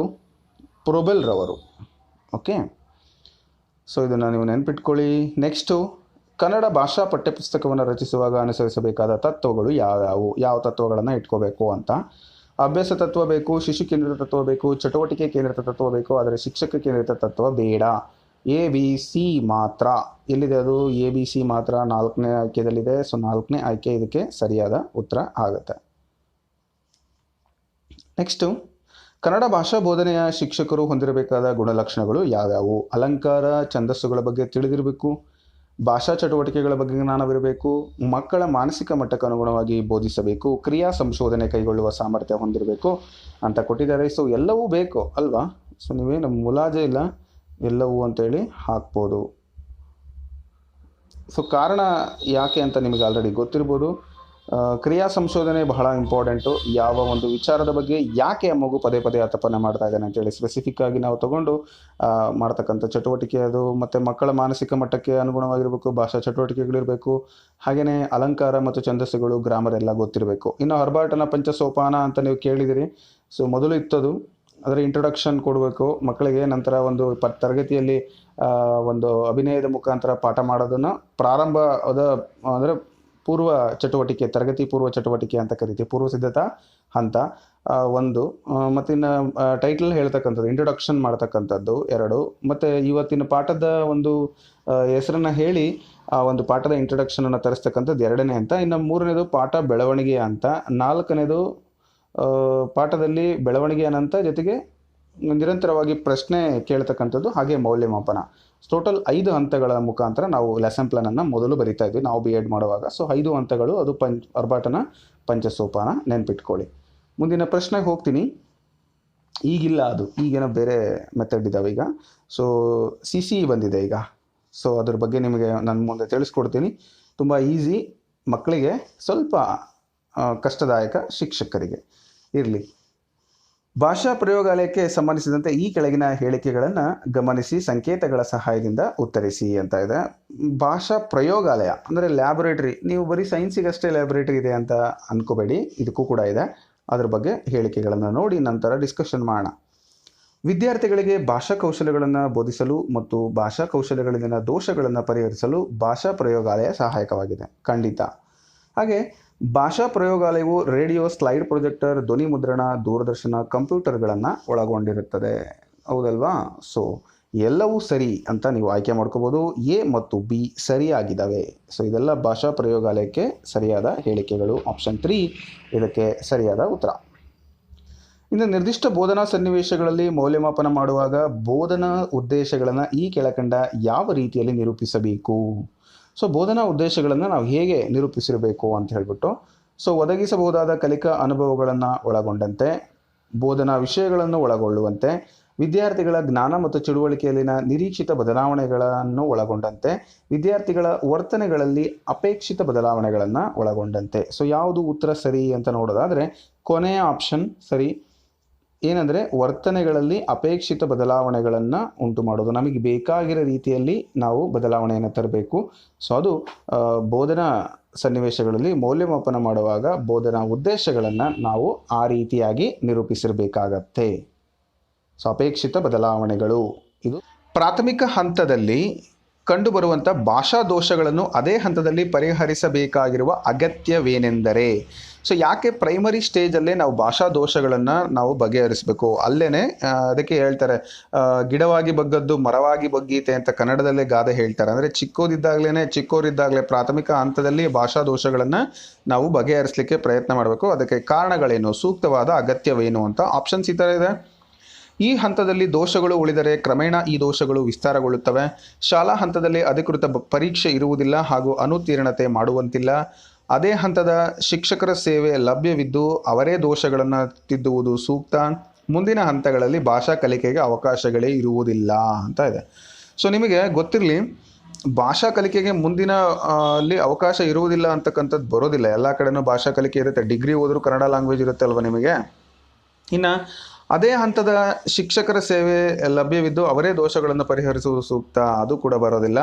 ಇನ್ನು ಶಾಲಾ ಹಂತದಲ್ಲಿ ಅಧಿಕೃತ ಪರೀಕ್ಷೆ ಇರುವುದಿಲ್ಲ, ಇದು ಅಲ್ಲ, ಸರಿಯಾದ ಮಾನದಂಡ ಅಲ್ಲ ಇದು. ಸೊ ಬದಲಿಗೆ ಸರಿಯಾದ ಉತ್ತರ ಯಾವುದಪ್ಪ ಅಂತ ಹೇಳಿದ್ರೆ, ಈ ಹಂತದಲ್ಲಿ ದೋಷಗಳು ಉಳಿದರೆ ಕ್ರಮೇಣ ಆ ದೋಷಗಳು ವಿಸ್ತಾರಗೊಳ್ಳುತ್ತವೆ. ಸೊ ಅದನ್ನು ತಪ್ಪಿಸ್ಲಿಕ್ಕೋಸ್ಕರ ನಾವೇನು ಮಾಡಬೇಕು, ಪ್ರಾಥಮಿಕ ಹಂತದಲ್ಲಿ ಭಾಷಾ ದೋಷಗಳನ್ನು ಪರಿಹರಿಸಲಿಕ್ಕೆ ಪ್ರಯತ್ನವನ್ನು ಮಾಡಬೇಕು. ಸರಿಯಾದ ಉತ್ತರ ಆಪ್ಷನ್ A. ನೆಕ್ಸ್ಟ್ ಮುಂದಿನ ಪ್ರಶ್ನೆಯನ್ನು ನೋಡೋಣ. ಭಾಷಾ ಕೌಶಲಗಳ ಕಲಿಕೆಯನ್ನು ಈ ರೀತಿ ನಿರ್ದೇಶಿಸಬೇಕು. ಯಾವ ರೀತಿಯಾಗಿ ಭಾಷಾ ಕೌಶಲಗಳ ಕಲಿಕೆಯನ್ನು ನಿರ್ದೇಶಿಸಬೇಕು ಅಂತ. ಭಾಷೆಯನ್ನು ಕಲಿಸುವಂಥದ್ದಲ್ಲ, ಅದು ಸ್ವತಃ ಕಲಿಯುವಂತಹ ಕ್ರಿಯೆ. ಭಾಷಾ ಕೌಶಲಗಳನ್ನು ಸಮನ್ವಯತೆ ಹಾಗೂ ಸುರುಳಿ ಕ್ರಮದಲ್ಲಿ ಬೋಧಿಸುವುದು. ವ್ಯಾಕರಣ ಸೂತ್ರಗಳ ಆಧಾರದಲ್ಲಿಯೇ ಕಲಿಸುವುದು. ಭಾಷಾ ಪಠ್ಯಪುಸ್ತಕದಲ್ಲಿ ಸಿದ್ಧ ಪಠ್ಯಗಳ ಮೂಲಕ ಕಲಿಸುವುದು. ಇದು ನಿಮಗೆ ಇಲ್ಲಿ ಕೌಶಲಗಳ ಕಲಿಕೆಯನ್ನು, ಭಾಷಾ ಕೌಶಲಗಳ ಕಲಿಕೆಯನ್ನು ಯಾವ ರೀತಿಯಾಗಿ ಮಾಡಬೇಕು ಅಂತ ಹೇಳಿದ್ರೆ, ಅದು ಭಾಷಾ ಕೌಶಲಗಳನ್ನು ಸಮನ್ವಯತೆ ಮುಖಾಂತರ ಹಾಗೆ ಸುರುಳಿ ಕ್ರಮದಲ್ಲಿ ಬೋಧಿಸಬೇಕು. ಸುರುಳಿ ಕ್ರಮದಲ್ಲಿ ಅಂದರೆ ಒಂದು ಪಾಯಿಂಟ್, ನಾವು ಒಂದು ವಿಷಯವನ್ನು ಸ್ಟಾರ್ಟ್ ಮಾಡಿದ್ದೀವಿ ಅಂದರೆ ಅದಕ್ಕೆ ಸಂಬಂಧಪಟ್ಟಂತೆ ಆ ವಿಷಯವನ್ನು ನಾವು ದೊಡ್ಡದು ಮಾಡ್ತಾ ಹೋಗಬೇಕು. ಸುರುಳಿ ಆಕಾರದಲ್ಲಿ ಕಲಿಕೆ. ಇದಕ್ಕೆ ನೀವು ಹೆಚ್ಚಿನ ಮಾಹಿತಿ ಬೇಕಪ್ಪ ಅಂದರೆ ಬೋಧನಾ ವಿಧಾನಕ್ಕೆ ಸಂಬಂಧಪಟ್ಟಂತೆ ನೀವು ಯಾವುದಾದ್ರೂ ಆಗಿರ್ಬೋದು, ಸಮಾಜ ವಿಜ್ಞಾನ, ಗಣಿತ ವಿಜ್ಞಾನ ಅಥವಾ ಇನ್ನೊಂದು ಸಬ್ಜೆಕ್ಟ್ ಇರ್ಬೋದು, ಲ್ಯಾಂಗ್ವೇಜ್ ಆಗಿರ್ಬೋದು, ನೀವು ಬೋಧನಾ ವಿಧಾನ ಪಠ್ಯಪುಸ್ತಕ B.Ed ಅಥವಾ D.Ed ಅಲ್ಲಿ ನೀವು ಓದಿದರೆ ನಿಮಗೆ ಆ ಒಂದು ಸುರುಳಿ ವಿಧಾನ ಅಂದ್ರೇನು, ಸಮನ್ವಯತೆ ಅಂದ್ರೇನು, ಈ ಎಲ್ಲ ಮಾಹಿತಿಗಳು ನಿಮಗೆ ಸಿಕ್ಕುತ್ತೆ. ಸರಿಯಾದ ಉತ್ತರ ಭಾಷಾ ಕೌಶಲಗಳ ಸಮನ್ವಯತೆ ಹಾಗೂ ಸುರುಳಿ ಕ್ರಮದಲ್ಲಿ ಬೋಧಿಸೋದ್ರಿಂದ ಕೌಶಲಗಳ ಕಲಿಕೆ ನಿರ್ದೇಶಿಸಬಹುದಾಗತ್ತೆ. ಜೊತೆಗೆ ಆ ಒಂದು ಜ್ಞಾನ ಶಿಕ್ಷಕರಿಗೆ ಬೇಕಾಗತ್ತೆ ಅಂತಕ್ಕಂಥದ್ದು. ಇನ್ನು ಉಳಿದವು ಅಷ್ಟು ಸಮಂಜಸವಾದ ಆಯ್ಕೆಗಳಲ್ಲ ಅಂತ ಹೇಳ್ತಾ ಮುಂದಿನ ಪ್ರಶ್ನೆಗೆ ಬರ್ತೀನಿ. ಓದು ಬರಹಗಳನ್ನು ಕಲಿಸುವ ಆರಂಭಿಕ ಹಂತಗಳಲ್ಲಿ ಪಾಲಿಸಬೇಕಾದ ಸೂಕ್ತ ನಿಯಮಗಳು. ಸ್ಟಾರ್ಟಿಂಗ್ ಸ್ಟೇಜಲ್ಲಿ ಓದು ಬರಹನ ನಾವು ಕಲಿಸ್ತಾ ಇದ್ದೀವಿ ಅಂದಾಗ ನಾವು ಯಾವಬೇಕು ಅಂತ. ನೋಡಿ, ಶಿಕ್ಷಕರಿಗೆ ಇದು ಗೊತ್ತಿರಬೇಕು ಅಂತ ಹೇಳಿಬಿಟ್ಟು ಈ ಪ್ರಶ್ನೆಗಳನ್ನು ಕೇಳಿದ್ದಾರೆ. ಒಬ್ಬ ಭಾಷಾ ಶಿಕ್ಷಕನಿಗೆ ಅಷ್ಟೇ ಅಲ್ಲದೆ ಎಲ್ಲ ಶಿಕ್ಷಕರಿಗೂ ಕೋರ್ ಸಬ್ಜೆಕ್ಟನ್ನ ಸಮಾಜ ನಾನು ಪಾಠ ಮಾಡ್ತಿದ್ದೀನಿ, ನನಗೆ ಇದು ಬರೋದಿಲ್ಲ ಅಂತ ತಿಳ್ಕೊಬಾರ್ದು. ನಾನು ಗಣಿತ ಮಾಸ್ಟ್ರು, ನಾನು ವಿಜ್ಞಾನ ಮಾಸ್ಟ್ರು ಅಂತಲ್ಲ. ಭಾಷೆಯ ಬಗ್ಗೆ ಪ್ರತಿಯೊಬ್ಬರಿಗೂ ಕೂಡ ಅರಿವು ಇರಲೇಬೇಕಾಗತ್ತೆ. ಹಾಗಾಗಿ ಪ್ರತಿಯೊಬ್ಬರಿಗೂ ಕನ್ನಡ ಪತ್ರಿಕೆ, ಕನ್ನಡ ಪ್ರಶ್ನೆಗಳು ಕಡ್ಡಾಯ. ಸೊ ಈ ಪ್ರಶ್ನೆ ನೋಡಿ, ಓದು ಬರಹಗಳನ್ನು ಕಲಿಸುವ ಆರಂಭಿಕ ಹಂತ ಸಿದ್ಧತೆ ಹಾಗೂ ಗುರಿ ನಿರ್ಧಾರ, ಬಿಡಿಯಿಂದ ನೈದಾನಿಕತೆಯ ಕಡೆಗೆ, ನೈದಾನಿಕತೆ ಮತ್ತು ಪುನರಾವರ್ತನೆ, ಅನುಕರಣೆ ಮತ್ತು ಅಭ್ಯಾಸ. ಈಗ ಈ ಒಂದು ಸಿದ್ಧತೆ ಹಾಗೂ ಗುರಿ ನಿರ್ಧಾರ ಅಂತಕ್ಕಂಥದ್ದು ಸರಿನೇ, ಆದರೆ ಓದು ಬರಹಗಳನ್ನು ಕಲಿಸಲಿಕ್ಕೆ ಅಷ್ಟು ಅಂದರೆ ಎಲ್ಲದಕ್ಕೂ ಕೂಡ ಸಿದ್ಧತೆ ಮತ್ತು ಗುರಿ ನಿರ್ಧಾರ ಬೇಕು. ಮತ್ತು ಬಿಡಿಯಿಂದ ಇಡಿಗೂ ಕೂಡ ಇರಬೇಕಾಗತ್ತೆ. ಇನ್ನು ನೈದಾನಿಕ ಮತ್ತು ಪುನರಾವರ್ತನೆ ಅಂತಕ್ಕಂಥದ್ದು ಇದು ತರಗತಿಯ ಪ್ರಾರಂಭದಲ್ಲಿ, ಅಂದರೆ ಈಗ ಒಂದು ಮಗು ಒಂದು ತರಗತಿಯಿಂದ ಇನ್ನೊಂದು ಕಡೆಗೆ ತೇರ್ಗಡೆ ಆಗಿದೆ, ಅಲ್ಲಿ ಬಂದಿದೆ ಅಂತ ಆದಾಗ ಅದರ ಪೂರ್ವ ಜ್ಞಾನವನ್ನು ಪರೀಕ್ಷೆ ಮಾಡಲಿಕ್ಕೆ ನೈದಾನಿಕ ಪರೀಕ್ಷೆಯನ್ನು ಬಳಸ್ತೀವಿ ಮತ್ತು ಅದಕ್ಕೆ ಸಂಬಂಧಪಟ್ಟಂತೆ ರಿವಿಷನ್ ಕ್ಲಾಸ್ಗಳನ್ನು, ಪರಿಹಾರ ಬೋಧನೆಯನ್ನು ಮಾಡ್ತೀವಿ. ಆದರೆ ಓದು ಬರಹಗಳನ್ನು ಕಲಿಸುವ ಆರಂಭಿಕ ಹಂತದಲ್ಲಿ ನಾವು ಮಾಡಬೇಕಾಗಿರೋದು ಒಂದು ಪ್ರಮುಖವಾದ ಕೆಲಸ ಏನಪ್ಪ ಅಂತ ಹೇಳಿದ್ರೆ ಅದು ಅನುಕರಣೆ ಮತ್ತು ಅಭ್ಯಾಸಗಳ ಮೂಲಕ. ಸೊ ಇದು ಲ್ಯಾಂಗ್ವೇಜ್ ಸ್ಕಿಲ್ಗೆ ಬೇಕಾಗಿರತಕ್ಕಂಥದ್ದು. ಸೊ ಇಮಿಟೇಷನ್ ಮಾಡೋದು, ಅಭ್ಯಾಸಗಳನ್ನು ಮಾಡಿಸ್ತಕ್ಕಂಥದ್ದು, ಓದು ಬರಹಗಳನ್ನು ಕಲಿಸ್ತಕ್ಕಂಥ ಒಂದು ಆರಂಭಿಕ ಹಂತದಲ್ಲಿ ಪಾಲನೆ ಮಾಡಬೇಕಾಗಿರೋದು ಆ ಅಂಶಗಳನ್ನು. ಆಲ್ಬರ್ಟ್ ಬಂಡ್ ಹೇಳಿದ್ದಾರೆ ಸೈಕಾಲಜಿಲಿ, ಅನುಕರಣೆ ಮೂಲಕನೇ ಸಾಕಷ್ಟು ಕಲಿಕೆ ನಡೆಯುತ್ತೆ ಅಂತ. ಸೊ ಭಾಷೆಯಲ್ಲಿ ಅದು ಬಹಳ ಮುಖ್ಯ. ಇನ್ನು ಬಾಯ್ದೆರೆ ವಾಚನಗಳಲ್ಲಿ ಪಾಲಿಸಬೇಕಾದ ಅತಿ ಮುಖ್ಯ ಗುಣ ಯಾವುದು ಅಂತ. ಬಾಯ್ದೆರೆ ವಾಚನದಲ್ಲಿ ಪಾಲಿಸಬೇಕಾದ ಅತಿ ಮುಖ್ಯ ಗುಣ. ಬಾಯ್ದೆರೆ ಅಂತ ಹೇಳಿದ್ರೆ ಹೇಳುವಂಥದ್ದು. ಈಗ ನಾನು ನಿಮಗೆ ಓದಿ ಹೇಳ್ತಾ ಇದ್ದೀನಿ, ನನಗೆ ಅಷ್ಟು ಸ್ಪಷ್ಟತೆ ಬರಲ್ಲ, ನೀವು ನಂಬ್ತಿರೋ ಇಲ್ಲೋ, ಕನ್ನಡನೇ ಸರಿಯಾಗಿ ಓದಕ್ಕೆ ಬರ್ತಾ ಇರಲಿಲ್ಲ ನಮಗೆ. ಯಾಕಂದರೆ ನಮಗೆ ಪ್ರಾಥಮಿಕ ಹಂತದಲ್ಲಿ ಸರಿಯಾದ ಶಿಕ್ಷಣ ಸಿಕ್ಕಿಲ್ಲದೆ ಇರೋದ್ರಿಂದ, ಅಂದರೆ ಶಿಕ್ಷಣ ಸಿಕ್ಕಿಲ್ಲದೆ ಇರೋದಕ್ಕೆ ಬಹಳಷ್ಟು ಕಾರಣಗಳಿರುತ್ತೆ. ಒಂದು ನಮ್ಮ ನೆಗ್ಲಿಜೆನ್ಸಿ, ಇನ್ನೊಂದು ನಾವಿರ್ತಕ್ಕಂಥ ಪರಿಸರ. ಸೊ ನಾವು ಬಡ ಕುಟುಂಬದಲ್ಲಿ ಇದ್ದಿದ್ದರಿಂದ ಮನೆಯಲ್ಲಿ ಸಣ್ಣ ಪುಟ್ಟ ಕೆಲಸಗಳನ್ನು ಮಾಡ್ಕೊಂತ ಶಾಲೆಗೆ ಹೋಗ್ತಿದ್ದರಿಂದ, ಶಾಲೆಯಿಂದ ಮನೆಗೆ ಬಂದ ಮೇಲೆ ನಾವು ಸ್ಕೂಲಿಂದ ಮನೆಗೆ ಬಂದಿದ್ದೀವಿ ಅಂದರೆ ನಂತರ ನಾವು ಆ ಬುಕ್ಕನ್ನು ಹಿಡಿಯೋದ್ರ ಬದಲಿಗೆ ಬರೀ ಕಸ್ಪರ್ಕೆ ತೊಗೊಳ್ಳೋದು, ಕೊಟ್ಟಿಗೆಯಲ್ಲಿರೋ ಸಗಣಿ ಎಲ್ಲ ಕ್ಲೀನ್ ಮಾಡೋದು, ಮನೆಯಿಂದ ಒಂದು ಬೇರೆ ಬೇರೆ ಮನೆಗಳಿಗೆ ಹಾಲು ಕೊಟ್ಟು ಬರ್ತಕ್ಕಂಥದ್ದು, ಇವೆಲ್ಲ ಕೆಲಸಗಳನ್ನು ನಾವು ಮಾಡಿರೋದ್ರಿಂದ ಅಂಥ ಸಮಯದಲ್ಲಿ ನಾವು ಸ್ಕೂಲಿಗೆ ಹೋಗ್ತಿದ್ದನ್ನ ನೆನಪಿದೆ, ಏನು ಕಲ್ತಿದ್ದೀವಿ ಅನ್ನೋದೇನೋ ನೆನಪಿಲ್ಲ. ಆದರೂ ಈಗ ಒಂದು ಸ್ವಲ್ಪ ಪರವಾಗಿಲ್ಲ ಅಂತ ಹೇಳ್ತಾ ಮುಂದಕ್ಕೆ ಹೋಗ್ತೀನಿ. ಎಷ್ಟೋ ಜನ ನನಗೆ ನನ್ನ ಇಂಗ್ಲೀಷ್ನ ಕಿಂಡಲ್ ಮಾಡ್ತಿರ್ತಾರೆ. ಸೊ ಯಾಕೆ ಸೂಪರ್ ಅಂದಾಗ ಕೆಲವೊಂದು ಸರಿ SUPPER ಸೂಪರ್ ಅಂದರೆ ಏನು ಹೇಳಿ, ಅದು ಊಟ ಆಗುತ್ತೆ. ಸೊ ಯಾಕೆ ಭಾಷೆ ಬಗ್ಗೆ ಹೇಳ್ತಾ ಇದ್ದೀನಿ ಅಂದಾಗ, ನನಗೆ ಈಗ 100% ಇದ್ದೀನಿ, ಆದರೆ ಎಷ್ಟು 100% ಇದ್ರೂ ನಮ್ಮ ತಪ್ಪುಗಳನ್ನು ನಾವು ಮೊದಲು ಸರಿಪಡಿಸ್ಕೊಂಡು ನಂತರ ಮಾರ್ಗದರ್ಶನ ಕೊಡಬೇಕು ಅಂತಕ್ಕಂಥದ್ದು ನನ್ನ ಭಾವನೆ. ಸೊ ಆ ಪ್ರಕಾರವಾಗಿ ಭಾಷೆ ಬಗ್ಗೆ ನಿಮಗೆ ಒಂದಷ್ಟು ಮಾಹಿತಿಯನ್ನು ಹಂಚ್ಕೊಂಡಿದ್ದೀನಿ. ಇರಲಿ, ಈ ಒಂದು ಕನ್ನಡಕ್ಕೆ ಬಂದುಬಿಡೋಣ, ಇಂಗ್ಲೀಷ್ ಬಿಟ್ಬಿಡೋಣ. ಬಾಯ್ದೆರೆ ವಾಚನದಲ್ಲಿ ಪಾಲಿಸಬೇಕಾದ ಮುಖ್ಯ ಗುಣ, ಸರಿಯಾಗಿ ನಿಂತು ಗಂಭೀರವಾಗಿ ಓದೋದು. ಗಂಭೀರತೆ ಅನ್ನೋದನ್ನು ಬಿಡಬೇಕು ಫಸ್ಟು. ಸೀರಿಯಸ್ನೆಸ್ ಅದು ಮಕ್ಕಳಿಗೆ ಬಂದರೆ ಖಂಡಿತ ಅಲ್ಲಿ ಓದಲಿಕ್ಕೆ ಕಷ್ಟ ಆಗುತ್ತೆ. ಸೊ ಇದನ್ನು ನಾವು ರಿಜೆಕ್ಟ್ ಮಾಡೋಣ, ಈ ಆಪ್ಷನ್ ಬೇಡ ಅಂತ ಹೇಳ್ಬಿಟ್ಟು. ಸೊ ನಾವು ಹಾಗಾಗಿ ಸರಿಯಾಗಿ ನಿಂತು ಗಂಭೀರವಾಗಿ ಓದೋದು ಬೇಡ.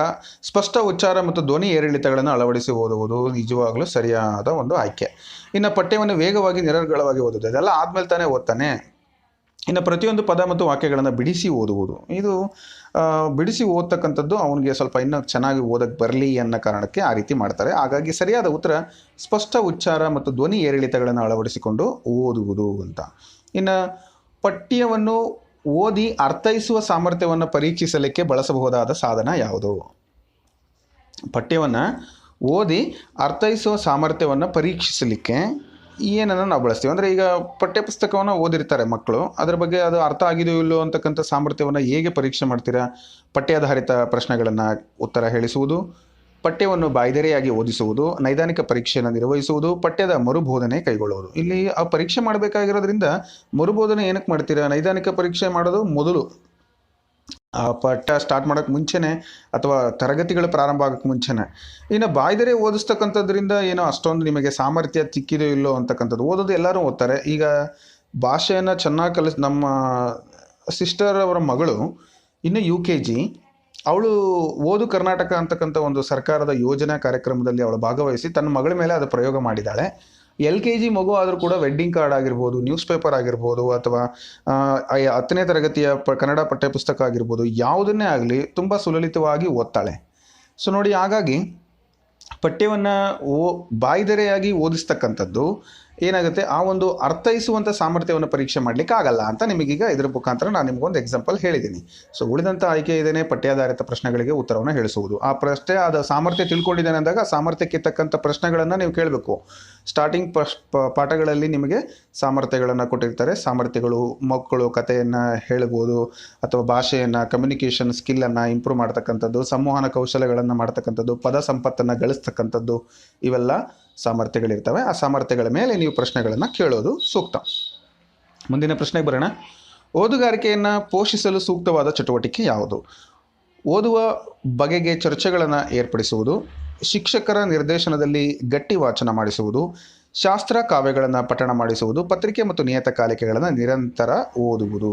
ಓದುಗಾರಿಕೆಯನ್ನು ಪೋಷಿಸಲು ಅಂದರೆ ಇರುವಂತಹ ಕೆಲಸಗಳಲ್ಲಿ, ಅಂದರೆ ಪೋಷಣೆ ಮಾಡಲಿಕ್ಕೆ ಅಂದರೆ ಸ್ವಲ್ಪ ಅದಕ್ಕೆ ಪೂರಕವಾದಂಥ ಚಟುವಟಿಕೆಗಳು ಯಾವ್ಯಾವು ಅಂತ. ಇದಕ್ಕೆ ಸರಿಯಾದ ಉತ್ತರ ಪತ್ರಿಕೆ ಮತ್ತು ನಿಯತಕಾಲಿಕೆಗಳನ್ನು ಓದ್ತಕ್ಕಂಥದ್ದು. ಅದು ಓದುಗಾರಿಕೆಯನ್ನು ಏನು ಮಾಡುತ್ತೆ, ಸೂಕ್ತವಾಗಿ ಹುರಿದುಂಬಿಸುತ್ತೆ ಮತ್ತು ಒಳ್ಳೆಯ ನಿರಂತರ ಚಟುವಟಿಕೆ ಆಗತ್ತೆ. ಇನ್ನು ಬಹುಭಾಷಾ ಮಕ್ಕಳಿರುವ ತರಗತಿಯಲ್ಲಿ ಶಿಕ್ಷಕರು ಹೊಂದಿರಬೇಕಾದ ಆಶಯ ಯಾವುದು? ಸೊ ಈ ಪ್ರಶ್ನೆ ನಾನು ಸಾಕಷ್ಟು ಬಾರಿ ನೋಡಿದ್ದೀನಿ ಇದನ್ನು. ಸೊ ಏನು ಶಿಕ್ಷಕರಿಗೆ ಯಾವ ಧೋರಣೆ ಇರಬೇಕು? ಜನರಲಾಗಿ ಹೇಳ್ತೀನಿ, ಪಾಸಿಟಿವ್ ಮೈಂಡ್ ಇರಬೇಕು. ಅಂದರೆ ಅದು ಒಳ್ಳೆಯದು ಅಂತಕ್ಕಂಥ ಭಾವನೆ ಇರಬೇಕು ಯಾವಾಗಲೂ ಅಷ್ಟೇ. ನಾನು ನಿಮಗೆ ಮೊದಲಿಂದನೂ ಹೇಳಿದೆ, ನಾನು ಮೊದಲು ವರ್ಕ್ ಮಾಡ್ತಿದ್ದೆ ತಮಿಳು ಮಕ್ಕಳು, ಅಂದರೆ ತಮಿಳು ಮಾತನಾಡತಕ್ಕಂಥ ವಿದ್ಯಾರ್ಥಿಗಳು ಜಾಸ್ತಿ ಇದ್ದಂಥ ಒಂದು ಕಡೆ ನಾನು ವರ್ಕ್ ಮಾಡ್ತಾಯಿದ್ದೆ. ಸೊ ಆಗ ಅವರಿಗೆ ಪಾಠ ಮಾಡುವಾಗ first look at the board ಅಂತ ಹೇಳ್ತಾ ಇರಲಿಲ್ಲ ಇಂಗ್ಲೀಷ್ ಮೀಡಿಯಮಲ್ಲಿ ಪಾಠ ಮಾಡುವಾಗ. So don't talk, stop your shut your mouth, ಈ ಥರದ ಪದಗಳನ್ನು ಬಳಸೋದ್ರ ಜೊತೆಗೆ ಬರ್ಕೋಬೇಡ್ರಿ, ಆಮೇಲೆ ಬರ್ಕೊಂಬಂತ್ರಿ ಅಂತ ಮ್ಯಾಥ್ಸಲ್ಲಿ ಯಾವಾಗಲೂ ಲೆಕ್ಕಗಳನ್ನು ಹೇಳಿ ನಂತರ ಅವ್ರಿಗೆ ಏನು ಮಾಡಬೇಕು, ನಾವು ಬರ್ಕೊಳ್ಳೋಕ್ಕೆ ಟೈಮನ್ನು ಕೊಡಬೇಕು. ಆದರೆ ಮೊದಲೇ ಬರ್ಕೊಳ್ತಾ ಕೂತ್ಕೊತಿದ್ರು, ಅದರಿಂದ ಅವರಿಗೆ ಪಾಠ ಅರ್ಥ ಆಗ್ತಿರ್ಲಿಲ್ಲ. ಅದಕ್ಕೆ ನಾನು ಹಿಂಗೆ ಪಾರಮ್ಮ ಅಪರಮ್ಮ ಎಳೆದಿರ್ಚು ಅಂತ ಹೇಳ್ತಿದ್ದೆ. ಸೊ ಅವಾಗ ಅವ್ರಿಗೆ ಖುಷಿ ಆಗ್ಬಿಡೋದು, ಸಾರ್ ನೀವು ತಮಿಳಲ್ಲಿ ಹೇಳ್ತಿದ್ದೀರೋ ಸಾರ್ ಅಂತ. ಎಷ್ಟು ಖುಷಿ ಪಡೋರು ಅಂದರೆ ಮಕ್ಕಳು ನಿಜವಾಗ್ಲೂ, ಎಸ್ಪೆಷಲಿ ತಮಿಳು ಆ ಒಂದು ಭಾಷೆ ಸ್ವಲ್ಪ ನಿಮಗೇನು ಅನಿಸುತ್ತೋ ಗೊತ್ತಿಲ್ಲ, ಆ ಒಂದು ಭಾಷಾ ಮೋಹ ತುಂಬ ಇದೆ ಅವರಿಗೆ, ತುಂಬ ಇಷ್ಟಪಡ್ತಾರೆ ಅದನ್ನು. ಆ ಭಾಷೆಯಲ್ಲಿ ಅವರಿಗೆ ಕಮ್ಯುನಿಕೇಷನ್ ಮಾಡೋದ್ರಿಂದ ಸಾಕಷ್ಟು ಚೆನ್ನಾಗಿ ಅವರು ನಮಗೆ ಅಪ್ರೋಚ್ ಆಗ್ತಾರೆ ಅಂತಕ್ಕಂಥದ್ದು. ಹಾಗಾಗಿ ಭಾಷೆಯಲ್ಲಿ ಮತ್ತು ಕೆಲವರು ಉರ್ದುನಲ್ಲಿ ಇದೆ, ಇದರದ್ದು ಏಕ ಭಾಯ್ ಅಂತಿದ್ದೆ ನಾನು, ಉರ್ದು ಹಿಂದಿ ಮಿಕ್ಸ್ ಮಾಡಿ ಹೇಳ್ತಿದ್ದೆ.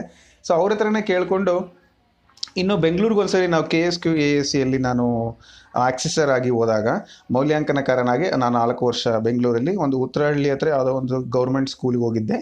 ಅಲ್ಲಿ ಒಂದು ಹುಡುಗಿ ನೇಪಾಳದಿಂದ ಬಂದಿತ್ತು.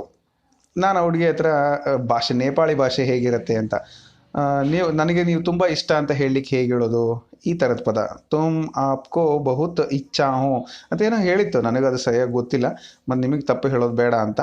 ಸೊ ಕೆಲವೊಂದೆಲ್ಲ ಪದಗಳು, ಊಟ ಆಯಿತಾ, ಅದೆಲ್ಲ ಕೇಳ್ತಾ ಇದ್ದೆ. ಸೊ ನೀವು ಭಾಷೆ ಎಷ್ಟು ಚೆನ್ನಾಗಿರುತ್ತೆ ನೋಡಿ, ಕಲಿಬೇಕಲ್ವ ನಾವೆಲ್ಲ, ಸಾಧ್ಯವಾದರೆ ಕಲೀರಿ ನೀವು ಅಂತ ಹೇಳ್ತಾ.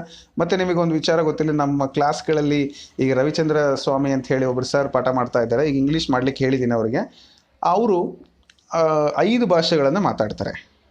ಅವರು ಕೇರಳ ಕನೆಕ್ಷನ್ ಇದೆ, ತಮಿಳ್ನಾಡು ಕನೆಕ್ಷನ್ ಇದೆ, ಕರ್ನಾಟಕ ಮಂಗಳೂರು ಕನೆಕ್ಷನ್ ಇದೆ, ಮತ್ತು ಇಲ್ಲಿ ಉತ್ತರ ಕರ್ನಾಟಕ ಕನೆಕ್ಷನ್ ಇದೆ, ಮತ್ತು ದಕ್ಷಿಣ ಕರ್ನಾಟಕ ಕೂಡ ಕನೆಕ್ಷನ್ ಇದೆ. ಇಂಗ್ಲೀಷ್ ವೆರಿ ಫ್ಲೂಯೆಂಟ್ ಇದೆ, ತಮಿಳು ಮಾತಾಡ್ತಾರೆ, ಹಾಗೆ ತೆಲುಗು ಮಾತಾಡ್ತಾರೆ, ಎಷ್ಟೋ ಭಾಷೆಗಳನ್ನು ಮಾತಾಡ್ತಾರೆ, 5 ಭಾಷೆಗಳನ್ನು ಮಾತಾಡ್ತಾರೆ. ನನಗೆ ಬಹಳ ಖುಷಿ ಅಂತಹ ವ್ಯಕ್ತಿಗಳ ಸಂಪರ್ಕ ಇರೋದು. ಇರಲಿ, ಈ ಪ್ರಶ್ನೆಗೆ ಉತ್ತರ ನೇರವಾಗಿ ಹೇಳ್ಬಿಡ್ತೀನಿ, ಭಾಳಷ್ಟು ಟೈಮ್ ತಿಂದಿದ್ದೀನಿ ನಿಮ್ಮದು. ವಿದ್ಯಾರ್ಥಿಗಳ ನಡುವೆ ಭಾಷಾ ಸಾಮರಸ್ಯವನ್ನು ಬೆಳೆಸಲಿಕ್ಕೆ ನೆರವಾಗುತ್ತೆ. ಇದು ಬಹಳ ಇಂಪಾರ್ಟೆಂಟು. ಶಿಕ್ಷಕ ಯಾವ ಗುಣ, ಯಾವ ನೇಚರನ್ನು ಹೊಂದಿರಬೇಕಪ್ಪ ಅಂದರೆ ಭಾಷಾ ಸಾಮರಸ್ಯವನ್ನು ಬೆಳೆಸಲಿಕ್ಕೆ ಪ್ರಮುಖವಾಗಿ ಆ ಒಂದು ವಿವಿಧತೆ, ಬಹುಭಾಷಾ ಮಕ್ಕಳಿರ್ತಕ್ಕಂಥ ತರಗತಿಯಲ್ಲಿ ಶಿಕ್ಷಕ ಆ ರೀತಿಯಾಗಿ ಅಂದ್ಕೋಬೇಕು. ಅದು ಬಂದು ಅಂತರ ಸಂಬಂಧಗಳು ಕುಸಿತವೆ, ಮತ್ತು ವ್ಯಕ್ತಿ ಭಿನ್ನತೆಗೆ ಗುರುತಿಸಲು ಸಾಧ್ಯ ಇಲ್ಲ, ಸಂವಹನ ಕ್ಷೀಣಿಸುತ್ತೆ, ಈ ಥರ ನೆಗೆಟಿವ್ ಪಾಯಿಂಟ್ಸ್ ಇರಬಾರ್ದು, ಪಾಸಿಟಿವ್ ಇರಬೇಕು. ಹಾಗಾಗಿ 4ನೇದು ಸರಿಯಾದ ಉತ್ತರ. ಮುಂದಿನ ಪ್ರಶ್ನೆ, ಪದ್ಯ ಬೋಧನೆಯಲ್ಲಿ ರಸ ಸ್ವಾಧನೆ ಉದ್ದೇಶಗಳ ಸಾಧನೆಗೆ ಪೂರಕವಲ್ಲದ ಚಟುವಟಿಕೆ ಯಾವುದು? ಪೂರಕವಲ್ಲದೆ ಇರ್ತಕ್ಕಂಥದ್ದು ಪದ್ಯಗಳನ್ನು ಮಾಡುವಾಗ ಪದ್ಯವನ್ನು ಬಿಡಿ ಬಿಡಿಯಾಗಿ ವಿಶ್ಲೇಷಿಸುವುದು ತಪ್ಪು. ಮತ್ತೆ ಬೇರೆ ಉತ್ತರಕ್ಕೆ ಹೋಗಬೇಡಿ ನೀವು. ನೋಡಿ, ಬೇಕಾದ್ರೆ ಪದ್ಯವನ್ನು ಭಾವಪೂರ್ಣವಾಗಿ ಗಾಯನ ಮಾಡುವುದು ಹೌದು. ಪದ್ಯದ ಒಳಮೈ ಮತ್ತು ಹೊರಮೈಗಳ ಲಕ್ಷಣಗಳನ್ನು ಸವಿಯುವುದು ಖಂಡಿತ ಸರಿ. ಕವಿಯ ಭಾವನೆ ಮತ್ತು ಸಂದೇಶಗಳನ್ನು ಅರಿಯುವುದು ಇವೆಲ್ಲ ಬೇಕು. ಆದರೆ ಬಿಡಿ ಬಿಡಿಯಾಗಿ ಯಾವುದೇ ಪದ್ಯ ಮಾಡ್ತಕ್ಕಂಥವ್ರು ಬಿಡಿ ಬಿಡಿಯಾಗಿ ಹೇಳ್ಬಾರ್ದು. ಪದ್ಯವನ್ನು ಸಂಪೂರ್ಣವಾಗಿ ವಿಶ್ಲೇಷಣೆ ಮಾಡಿ ಹೇಳಬೇಕು ಅನ್ನೋದು ಒಂದು ಆಶಯ. ನೆನಪಿರಲಿ, ಲ್ಯಾಂಗ್ವೇಜ್ ಟೀಚರ್ಸಿಗೆ ಅದು ಗೊತ್ತಿರ್ತದೆ. ಇದು ಪರಿಹಾರ ಬೋಧನೆಯ ಆಶಯಕ್ಕೆ ವಿರುದ್ಧವಾದ ಅಂಶ. ಯಾವುದು ರೆಮಿಡಿಯಲ್ ಟೀಚಿಂಗಿಗೆ ಆಪೋಸಿಟ್ ಅಂತ? ಕಲಿಕೆಯಲ್ಲಿ ಹಿಂದುಳಿದ ಮಕ್ಕಳನ್ನು ಮುಖ್ಯವಾಹಿನಿಗೆ ತರುವುದು, ಹೌದು, ಸರಿ, ಅದು ವಿರುದ್ಧವಾದದಲ್ಲ. ಇನ್ನು ಕಲಿಕಾ ಕಂದಕಗಳನ್ನು ನಿವಾರಿಸಿ ಕಲಿಕೆಯಲ್ಲಿ ಸಮ ವೇಗವನ್ನು ತರುವುದು, ಅದು ಕೂಡ ಹೌದು. ಇನ್ನು ಮಕ್ಕಳಿಗೆ ಕಲಿಕೆಯಲ್ಲಿ ಸಮತೆಯನ್ನು ಕಲ್ಪಿಸಿಕೊಡುವುದು, ಅದು ಕೂಡ ಸತ್ಯ. ಇವು ಮೂರೂ ಸರಿ. ಹಾಗಾದರೆ ತಪ್ಪು.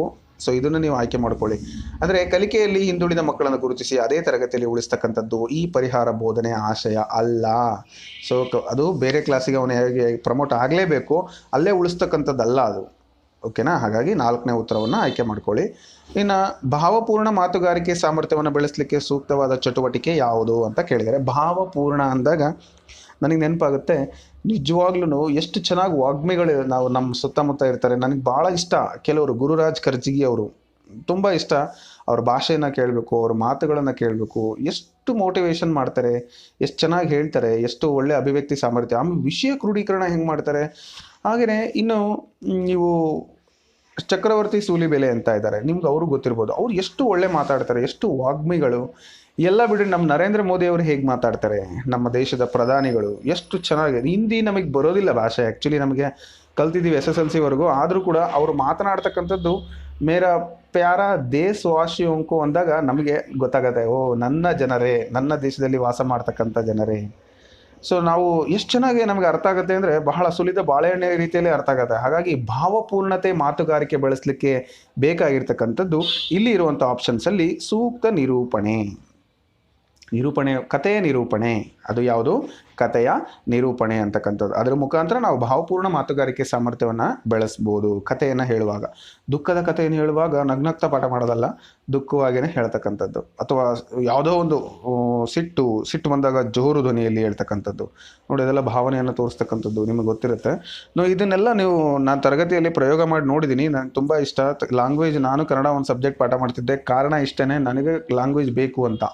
ಅದನ್ನು ಪಾಠ ಮಾಡೋದ್ರಿಂದ ನನಗೆ ಹೆಲ್ಪ್ ಆಗುತ್ತೆ ಅಂತ ನಾನು ಆ ರೀತಿ ಮಾಡ್ತಾಯಿದ್ದೆ. ನೀವು ಗಣಿತ ಮೇಷ್ಟ್ರು 14 ಮಾಡಿದಿರಿ ಸರ್ ಅನ್ಬೇಡ್ರಿ. ಆಮೇಲೆ ನಾನು CBZ ಕೂಡ ಪಾಠ ಮಾಡಿದ್ದೀನಿ SSLC ವಿದ್ಯಾರ್ಥಿಗಳಿಗೆ. ಕಾರಣ ಅದನ್ನು ಕೂಡ ನಾನು ಕಲಿಬೇಕು ಅಂತ ಹೇಳಿಬಿಟ್ಟು. ಇರಲಿ, ಮುಂದಿನ ಪ್ರಶ್ನೆಗೆ ಹೋಗೋಣ. ವಿದ್ಯಾರ್ಥಿಗಳ ಲಿಖಿತ ಅಭಿವ್ಯಕ್ತಿ ಸಾಮರ್ಥ್ಯವನ್ನು ಮೌಲ್ಯಮಾಪನ ಮಾಡಲು ಇದು ಸೂಕ್ತ ಸಾಧನ. ಸೊ ಯಾವುದು? ಲಿಖಿತ ಅಭಿವ್ಯಕ್ತಿ ಸಾಮರ್ಥ್ಯವನ್ನು. ಲಿಖಿತ ಅಂದರೆ ಬರವಣಿಗೆ. ಸೊ ಅದು ವಸ್ತುನಿಷ್ಠ ಪ್ರಶ್ನೆಗಳು, ಪ್ರಬಂಧ ಮಾದರಿ, ಪದ್ಯವನ್ನು ಕಂಠಪಾಠ ಮಾಡಿಸೋದು, ಕಾಪಿ ಪುಸ್ತಕ. ಸೊ ಪದ್ಯವನ್ನು ಕಂಠಪಾಠ ಮಾಡಿಸೋದು ಬರೋದಿಲ್ಲ, ನಿಮಗೆ ನೆನಪಿರಲಿ. ಸೊ ಅದು ಅಷ್ಟು ಸಮಂಜಸ ಅಲ್ಲ. ಇನ್ನು ಕಾಪಿ ಪುಸ್ತಕ, ಅದರಿಂದ ಲಿಖಿತ ಅಭಿವ್ಯಕ್ತಿ ಸಾಮರ್ಥ್ಯ ಹೆಚ್ಚಾಗುತ್ತೆ ಅಂತ ಹೇಳಲಿಕ್ಕಾಗಲ್ಲ. ಇನ್ನು ವಸ್ತುನಿಷ್ಠ ಸಿಂಪಲ್ ಆನ್ಸರು, ಸರಿಯಾದ ಆನ್ಸರ್ ಟಿಕ್ ಮಾಡೋದು, ಗುರುತಿಸೋದು, ಅದರಿಂದನೂ ಆಗಲ್ಲ. ಉಳಿದಂತೆ ಪ್ರಬಂಧ ಮಾದರಿ ಪ್ರಶ್ನೆಗಳು ನಮಗೆ ಲಿಖಿತ ಅಭಿವ್ಯಕ್ತಿಯನ್ನು ಸಾಮರ್ಥ್ಯವನ್ನು ಮೌಲ್ಯಮಾಪನ ಮಾಡಲಿಕ್ಕೆ ಚೆನ್ನಾಗಿ ಅನಿಸುತ್ತೆ. ಸೊ ಪ್ರಬಂಧ ಮಾದರಿ ಪ್ರಶ್ನೆಗಳು ಸರಿಯಾದ ಉತ್ತರ. ಹಾಗೆ ನಿಮಗೆ ಇನ್ನೊಂದು ಮಾಹಿತಿ ಹೇಳ್ಬೇಕಂತ ಅನಿಸ್ತಿದೆ ಈ ಸಂದರ್ಭದಲ್ಲಿ. ಏನಪ್ಪ ಅಂದರೆ, ಪರೀಕ್ಷೆಗಳಿಗೆ ಸಿದ್ಧತೆಯನ್ನು ಹೇಗೆ ನಡೆಸಬೇಕು. ಸಾಕಷ್ಟು ಪರೀಕ್ಷೆಗಳು ನಿಮಗೆ ಬರ್ಬೋದು. ಆ ಪರೀಕ್ಷೆಗಳಿಗೆ ಹೇಗೆ ಸಿದ್ಧತೆಯನ್ನು ನಡೆಸಬೇಕು ಅಂತ KM ಸುರೇಶ್ ಅವ್ರದ್ದು ಒಂದು ಯೂಟ್ಯೂಬ್ ಚಾನಲ್ ಇದೆ, ನಿಮ್ಗೆ ಗೊತ್ತಿರ್ಬೋದು. ಸ್ಪರ್ಧಾ ಒಂದು ವಿಜೇತ ಅವರು KM ಸುರೇಶ್ ಅವರು ಎಷ್ಟು ಚೆನ್ನಾಗಿ ಪಾಠ ಮಾಡ್ತಾರೆ. ನಾನು ನೋಡ್ತಾ ಇದ್ದೆ, FDA ಪ್ರಶ್ನೆ ಪತ್ರಿಕೆಯನ್ನು ವಿಶ್ಲೇಷಣೆ ಮಾಡ್ತಾ ಇದ್ರು. ಅದರಲ್ಲಿ ಎಷ್ಟು ರಿರರ್ಗಳವಾಗಿ, ಅವರು ಬೇಸಿಕಲಿ ಸೈನ್ಸು, ನನಗೆ ಗೊತ್ತಿರೋ ಮಟ್ಟಿಗೆ ಅವರು ಸೈನ್ಸ್ ಬುಕ್ಕನ್ನು ಬರೆದಿದ್ದಾರೆ. ಅದರಲ್ಲಿ MSc ಮತ್ತು B.Ed, MSc M.Ed ಎಲ್ಲ ಹಾಕೊಂಡಿದ್ದಾರೆ. ಸೊ MSc ಮಾಡಿರ್ತಕ್ಕಂತಹ ಒಬ್ಬ ವಿಜ್ಞಾನ ಅಭ್ಯರ್ಥಿಗಳು ಎಷ್ಟು ಜ್ಞಾನವನ್ನು ಸಂಪಾದನೆ ಮಾಡಿದ್ದಾರೆ. ಆ ಒಂದು ಪ್ರಶ್ನೆ ಪತ್ರಿಕೆಯಲ್ಲಿ ಒಂದು ಪ್ರಶ್ನೆ ಇತ್ತು, ಆರ್ಥಿಕ ತುರ್ತು ಪರಿಸ್ಥಿತಿ ಅಂಥೇಳಿ. ಆ ಆರ್ಥಿಕ ತುರ್ತು ಪರಿಸ್ಥಿತಿ ಬಗ್ಗೆ ಎಷ್ಟು ಮಾಹಿತಿಯನ್ನು ಹೇಳಿದರು ಅಂದರೆ ನಿಜವಾಗ್ಲೂ ನನಗೆ ತುಂಬ ಇಷ್ಟ ಆಯಿತು. ಸೊ ನೀವು ಕೂಡ ನೋಡಿ, ತುಂಬ ರೇಟಿಂಗ್ ಇದೆ. ಎಷ್ಟೋ ಸಾವಿರಾರು ಅಭ್ಯರ್ಥಿಗಳು, ಲಕ್ಷಗಟ್ಟಲೆ ಅಭ್ಯರ್ಥಿಗಳು ನೋಡ್ತಾ ಇದ್ದಾರೆ. ಅದು ಅವರು ಯೂಟ್ಯೂಬಲ್ಲಿ ಹಾಕ್ತಾ ಇರ್ತಕ್ಕಂಥದ್ದು ನಿಮ್ಮ ಭಾಗ್ಯ ಅಂತಲೇ ಭಾವಿಸೋಣ. ಸೊ ನೀವು ಈಗಲೇ ಆ ವಿಡಿಯೋಗಳನ್ನು ನೋಡಿಲ್ಲ ಅಂದರೆ ನೋಡಿ. ನಾನು ಸಾಕಷ್ಟು ಕಲಿತಾ ಇದ್ದೀನಿ ಎಲ್ಲ ಚಾನಲ್ಗಳಿಂದನೂ ಕೂಡ. ರಾಮನ್ ಟ್ಯೂಟೋರಿಯಲ್ ಆಗಿರ್ಬೋದು, ಹಾಗೆಯೇ ಇವ್ರದ್ದು ಸಾಧನಾ ಅಕಾಡೆಮಿ ಅವರಾಗಿರ್ಬೋದು, ಮಂಜುನಾಥ್ ಸರ್ ಕ್ಲಾಸ್ಗಳಾಗಿರ್ಬೋದು, ಇನ್ನೂ ಸಾಕಷ್ಟು ಕಡೆಯಿಂದ. ಯಾಕಂದರೆ ನಾವು ಎಲ್ಲರಿಂದನೂ ಕಲಿಬೇಕು, ನಾವು ಒಂದಕ್ಕೆ ಸೀಮಿತ ಆಗಿರಬಾರ್ದು. ಎಷ್ಟೋ ಮಾಹಿತಿಗಳು. ಇನ್ನು ಟೆಲಿಗ್ರಾಮಲ್ಲಿ SR ವರ್ಲ್ಡ್ ಅಂತ ಒಂದಿದೆ, ಶಂಕರ್ ಬೆಳ್ಳುಬ್ಬಿ ಸರ್, ಅವ್ರ ಕಡೆಯಿಂದನೂ ಸಾಕಷ್ಟು ಮಾಹಿತಿ ಸಿಗುತ್ತೆ. ಫ್ಲ್ಯಾಶ್ ನ್ಯೂಸ್ ಸಿಗುತ್ತೆ. ನಿಮಗೆ ಎಷ್ಟೋ ಸಂಪನ್ಮೂಲ ನಿಮ್ಮ ಮುಂದೆ ಇದೆ, ಆದರೆ ನಿಮಗೆ ಅದು ಗೊತ್ತಿಲ್ಲ. ಅದನ್ನು ನೀವು ಬಳಸ್ಕೊಳ್ಳುವಂಥ ಸ್ಕಿಲ್ಲನ್ನು ನೀವು ಹೊಂದಿರಬೇಕಾಗತ್ತೆ. ಸೊ ನೋಡಿ, ನಿಮ್ಗೆ ಯಾವಾಗ ಬಿಡುವಿರ್ತೀರಿ ಆವಾಗ ಆ ಒಂದು ಕಾರ್ಯಕ್ರಮಗಳನ್ನು ನೋಡಿ. ನೀವು ಅವ್ರ ಪಾಠ ಕೇಳ್ತಾ ನೋಟ್ಸ್ ಮಾಡ್ಕೊಳ್ಳಿ. KM ಸುರೇಶ್ ಅವರ ಕ್ಲಾಸ್ಗಳನ್ನು ನೀವು ನೋಡಿಲ್ಲ ಅಂದರೆ ಖಂಡಿತ ನೋಡಿ. ಸೊ ನಾನು ಕೂಡ ನೋಡ್ತೀನಿ, ನೀವು ಕೂಡ ನೋಡಿ ಅಂತ ಹೇಳ್ತಾ ಒಳ್ಳೆ ಮಾಹಿತಿಗಳನ್ನು ಇತರರೊಂದಿಗೆ ಹಂಚ್ಕೊಳ್ಳೋದ್ರಿಂದ ಜ್ಞಾನ ವೃದ್ಧಿ ಆಗುತ್ತೆ. ಯಾವುದೇ ಕಾರಣಕ್ಕೂ ಇಲ್ಲಿ ಸ್ವಾರ್ಥ ಬೇಡ. ನಾನು ಪಾಠ ಮಾಡಲಿಕ್ಕೆ ಒಂದು ಸೋರ್ಸನ್ನು ಯಾರ ಹತ್ರನೋ ಕೇಳಿದರೆ ಕೊಡಲಿಕ್ಕೆ ಹಿಂದೆ ಮುಂದೆ ಮಾಡ್ತಾರೆ. ಅದು ಏನಾಗುತ್ತೆ ಅಂತಲೇ ನನಗೂ ಗೊತ್ತಿಲ್ಲ. ಆದರೆ ನಾನು ನಿಜವಾಗ್ಲೂ ಹೇಳ್ತೀನಿ, ನಾನೇ ಪರ್ಚೇಸ್ ಮಾಡಿ ಬೇರೆಯವರಿಗೆ ಬುಕ್ಸನ್ನು ಕೊಡ್ತೀನಿ. ಕಾರಣ ಇಷ್ಟೇ, ನನಗೆ ಹೇಳ್ಕೊಡೋದು ಅಥವಾ ಇನ್ನೊಬ್ಬರಿಗೆ ಮಾಹಿತಿಯನ್ನು ಕೊಡೋದು ಅಂತ ತುಂಬ ಇಷ್ಟ. ಅದು ಯಾಕಂತ ನನಗೂ ಗೊತ್ತಿಲ್ಲ. ಆದರೆ ಕೇಳೋರಿಗೆ ಕಷ್ಟ ಏನೋ. ನಾನು ಸಾಕಷ್ಟು ಹೇಳಿದಾಗ ಸುಮ್ಮನೆ ಯಾರು ಅಷ್ಟು ಕೇಳಲಿಕ್ಕೆ ಇಷ್ಟಪಡಲ್ಲ. ಅದೇನಂತ ನನಗೂ ಗೊತ್ತಿಲ್ಲ. ಕೆಲವರು ಸ್ವಾರ್ಥ ಇರ್ತದೆ, ಅದು ಯಾಕಂತ ಅವರಿಗೆ ಗೊತ್ತಿರ್ಬೋದು. ಬಟ್ ನನ್ನಲ್ಲಿ ಆ ಥರ ಇಲ್ಲ. ಓಪನ್ ಮೈಂಡೆಡ್ ಪರ್ಸನ್ ಅಂತ ಹೇಳ್ತಾ ಮುಂದಿನ ಪ್ರಶ್ನೆಗೆ ಹೋಗ್ತೀನಿ. ಕಿರು ಪರೀಕ್ಷೆಗಳು ಹಾಗೂ ವಾರ್ಷಿಕ ಪರೀಕ್ಷೆಗಳಲ್ಲಿ ಅತ್ಯಂತ ಕಡಿಮೆ ಸಾಧನೆ ತೋರಿದ ವಿದ್ಯಾರ್ಥಿಗಳಿಗೆ ನಾವು ಏನು ಮಾಡಬೇಕು ಅಂತ ಹೇಳಿದ್ರೆ, ಸಿಂಪಲಾಗಿ ಹೇಳ್ಬಿಡ್ತೀನಿ, ಪರಿಹಾರ ಬೋಧನೆ, ರೆಮಿಡಿಯಲ್ ಟೀಚಿಂಗನ್ನು ಮಾಡಬೇಕು.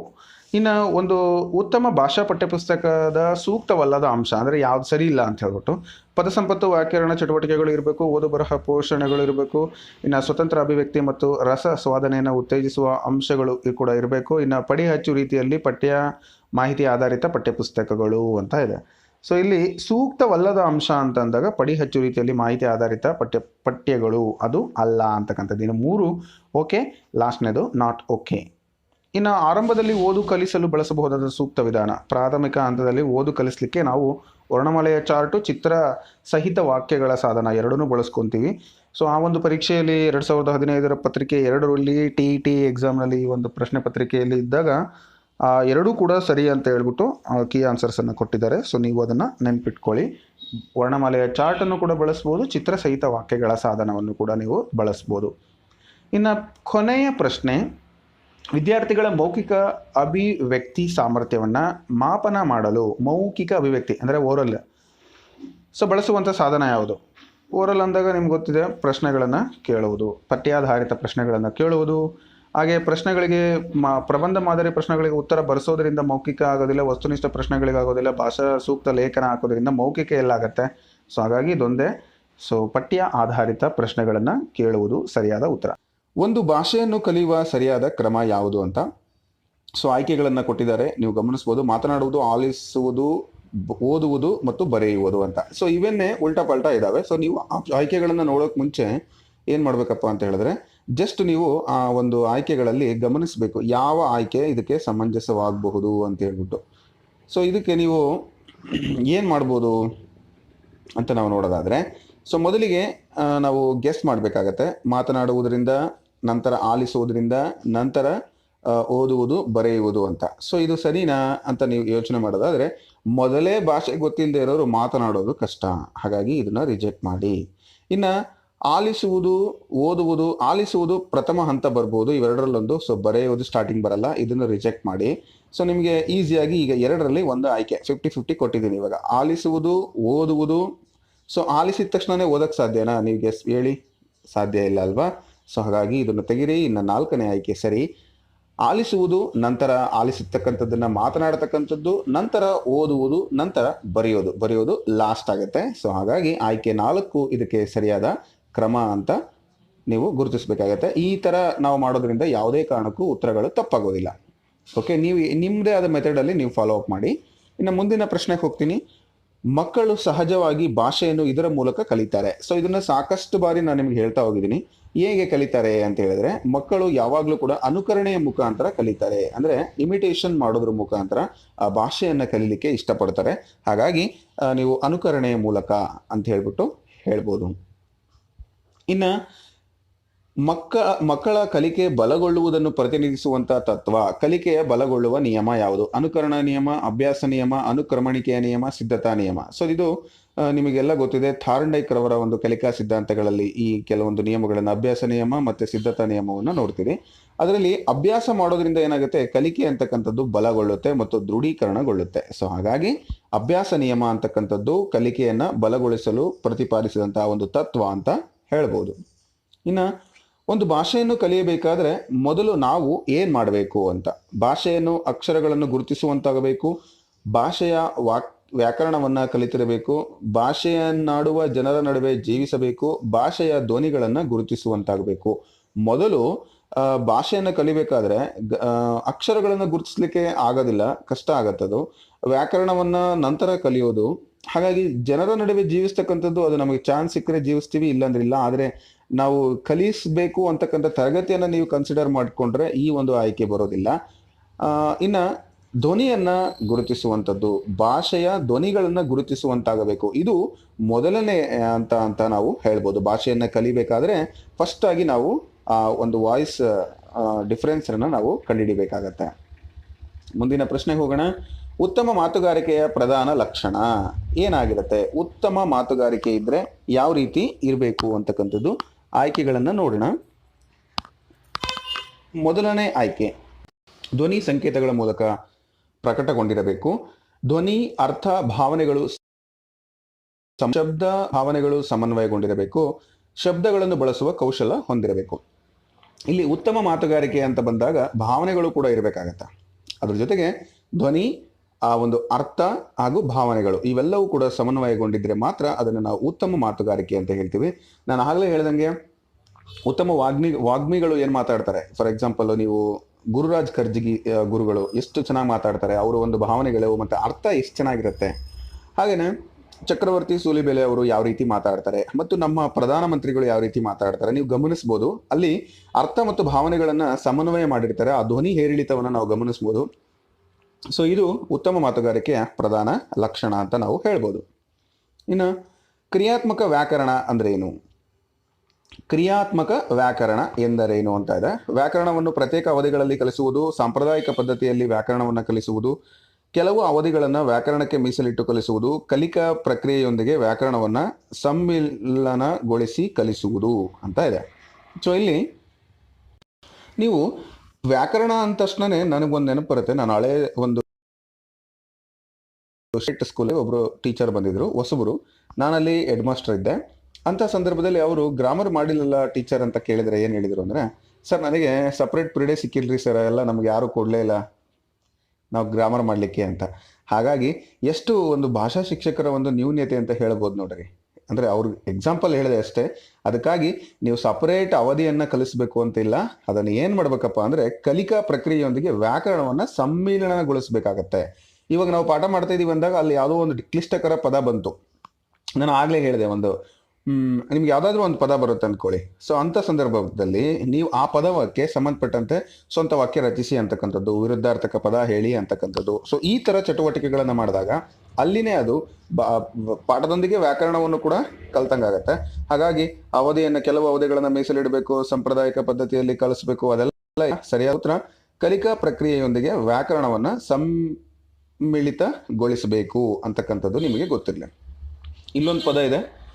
ಸೊ ಇಲ್ಲಿ ನೋಡಿ, ಕುರುಕ್ಷೇತ್ರದಲ್ಲಿ ಕೌರವರು ಪಾಂಡವರೊಡನೆ ಯುದ್ಧ ಮಾಡಿ ಸರ್ವನಾಶ ಹೊಂದಿದರು. ಗೆರೆ ಎಳೆದ ಪದದ ಅರ್ಥ ಕೊಡುವಂತ ನುಡಿಗಟ್ಟು. ಸರ್ವನಾಶ ಅಂತಕ್ಕಂಥದ್ದಕ್ಕೆ ಅರ್ಥ ಕೊಡಬೇಕು. ಏನು ಅಂತ, ಮೂಗಿನ ತುದಿಗೆ ಸುಣ್ಣ ಹಚ್ಚು, ಶಸ್ತ್ರ ನೆಲಕ್ಕೆ ಹಾಕು, 7 11 ನೆಲ ಸಮ ಮಾಡು ಅಂತ. ಸೊ ಕೀ ಆನ್ಸರಲ್ಲಿ ನಿಮ್ಗೆ ಗೊತ್ತಿರಲಿ 7 11 ಅಂತ ಕೊಟ್ಟಿದ್ದಾರೆ. ಆದರೆ ಸರ್ವನಾಶ ಅಂದರೆ 7 11 ಹೇಗೆ ಬರುತ್ತೆ, ಅಥವಾ ನೆಲಸಮ ಮಾಡು ಸರಿನಾ ಅಂತ ನನಗೆ ತಿಳಿಸ್ಬೇಕಾಗಿರುತ್ತೆ. ನನಗೂ ಸ್ವಲ್ಪ ಇದು ಗೊಂದಲ ಇದೆ. ಸೊ ಸರ್ವನಾಶ ಅಂತಕ್ಕಂಥದ್ದು ಒಂದು ಪದದ ಅರ್ಥ ಕೊಡುವಂಥ ನುಡಿಗಟ್ಟು ಯಾವುದು ಅಂತ ಪ್ರಶ್ನೆ ಸಂಖ್ಯೆ 22 ನನಗೆ ನೀವು ತಿಳಿಸಿ ಅಂತ ನಿಮಗೆ ಕೂಡ ಬಿಟ್ಕೊಟ್ಟಿದ್ದೀನಿ. ಮುಂದಿನ ಪ್ರಶ್ನೆಗೆ ಹೋಗ್ತೀನಿ. ಭಾಷಾ ಬೋಧನೆಯ ಪ್ರಧಾನ ಉದ್ದೇಶ ಏನು ಅಂತ. ಭಾಷಾ ಬೋಧನೆಯನ್ನು ಮಾಡ್ತಕ್ಕಂಥದ್ದು ಬಹಳ ಮುಖ್ಯವಾಗಿ ಏನಕ್ಕೋಸ್ಕರ ನಾವು ಮಾಡ್ತೀವಿ ಅಂತಕ್ಕಂಥದ್ದು, ಲಿಖಿತ ಅಭಿವ್ಯಕ್ತಿ ಸಾಮರ್ಥ್ಯವನ್ನು ಬೆಳೆಸುವುದು, ಮೌಖಿಕ ಅಭಿವ್ಯಕ್ತಿ ಸಾಮರ್ಥ್ಯವನ್ನು ಬೆಳೆಸುವುದು, ಇನ್ನು ಮೌಖಿಕ ಮತ್ತು ಲಿಖಿತ ಅಭಿವ್ಯಕ್ತಿ ಸಾಮರ್ಥ್ಯವನ್ನು ಬೆಳೆಸುವುದು, ಆಲಿಸುವ ಮಾತನಾಡುವ ಸಾಮರ್ಥ್ಯವನ್ನು ಬೆಳೆಸುವುದು. ಸೊ ಇದು ಭಾಷಾ ಬೋಧನೆಯ ಪ್ರಧಾನ ಉದ್ದೇಶ ಏನಪ್ಪಾ ಅಂತ ಹೇಳಿದ್ರೆ ಮೌಖಿಕ ಲಿಖಿತ ಅಭಿವ್ಯಕ್ತಿ ಸಾಮರ್ಥ್ಯವನ್ನು ಬೆಳೆಸ್ತಕ್ಕಂಥದ್ದೇ ಅದರ ಒಂದು ಪ್ರಧಾನವಾದ ಉದ್ದೇಶ. ಹಾಗಾಗಿ ಆಯ್ಕೆ 3 ಸರಿಯಾದ ಉತ್ತರ. ಇನ್ನು 1ನೇ ತರಗತಿಯ ಅಂತ್ಯದಲ್ಲಿ ಮಗು ಗ್ರಹಿಸಿ ಅರ್ಥೈಸಿಕೊಳ್ಳಬೇಕಾದ ಒಟ್ಟು ಪದಗಳು ಎಷ್ಟು ಅಂತ ಕೇಳಿದರೆ, ಸೊ ಇದಕ್ಕೆ ನಿಮಗೆ ಗೊತ್ತಿರಲಿ, ನೇರವಾಗಿ ಹೇಳ್ತೇನೆ, ಸುಮಾರು 1,500. ಇದು ಪ್ರಾಥಮಿಕ ಹಂತದಲ್ಲಿ 1ನೇ ತರಗತಿಯ ಮಗು ಅರ್ಥೈಸಿಕೊಳ್ಳಬೇಕಾದಂಥ ಒಟ್ಟು ಪದಗಳ ಸಂಖ್ಯೆ. ಅದರ ಒಂದು ಆಧಾರದ ಮೇಲೇನೆ ಪಠ್ಯಪುಸ್ತಕಗಳು ರಚನೆಯಾಗಿರುತ್ತೆ. ಭಾಷಾ ಪ್ರಯೋಗಶಾಲೆ ಎಂದು ಇದನ್ನು ಕರೆಯುತ್ತೇವೆ. ಸೊ ಏನನ್ನ ಭಾಷಾ ಪ್ರಯೋಗಶಾಲೆ ಅಂತ ಕರಿತೀವಿ? ಭಾಷೆಯನ್ನು ಪ್ರಯೋಗಕ್ಕೆ ಒಳಪಡುವ ಕೊಠಡಿ, ಒಳಪಡಿಸುವ ಕೊಠಡಿ. ಇನ್ನು ವಿದ್ಯುನ್ಮಾನ ಬೋಧನೋಪಕರಣಗಳಿಂದ ಕೂಡಿದ ಕೊಠಡಿ, ವಿದ್ಯಾರ್ಥಿ ಶಿಕ್ಷಕರನ್ನೊಳಗೊಂಡ ಭಾಷಾ ಕೊಠಡಿ, ಕಂಪ್ಯೂಟರ್, ಟಿವಿ, ರೇಡಿಯೋ ಹೊಂದಿದ ತರಗತಿ ಕೊಠಡಿ. ಸೊ ಇದು ಭಾಷೆ ಚಟುವಟಿಕೆಗಳಿಗೆ ಸಂಬಂಧಪಟ್ಟಂತೆ ಕೆಲವೊಂದು ವಿದ್ಯುನ್ಮಾನ ಬೋಧನೋಪಕರಣಗಳನ್ನು ಒಳಗೊಂಡಂತ ಒಂದು ಕೊಠಡಿ ಅಂತ ನಾವು ಭಾಷೆಯನ್ನ ಅಲ್ಲಿ ನಾವು ಇನ್ನಷ್ಟು ಹೆಚ್ಚಿಗೆ ಕಲೀಲಿಕ್ಕೆ ಸಾಧ್ಯ ಆಗತ್ತೆ ಅಂತಕ್ಕಂಥದ್ದು ನಿಮಗೆ ಗೊತ್ತಿರಲಿ. ಇನ್ನು ನಿರಂತರ ಮತ್ತು ವ್ಯಾಪಕ ಮೌಲ್ಯಮಾಪನದ ಪ್ರಧಾನ ಉದ್ದೇಶ ಏನು? ಯಾಕೆ ಕಂಟಿನ್ಯೂ ಎವ್ಯಾಲ್ಯೂಯೇಷನ್ ಅನ್ನ ಮಾಡಬೇಕು ಅಂತಕ್ಕಂಥದ್ದು. ವ್ಯಾಪಕ ಮೌಲ್ಯಮಾಪನ ಯಾಕೆ ಮಾಡಬೇಕು?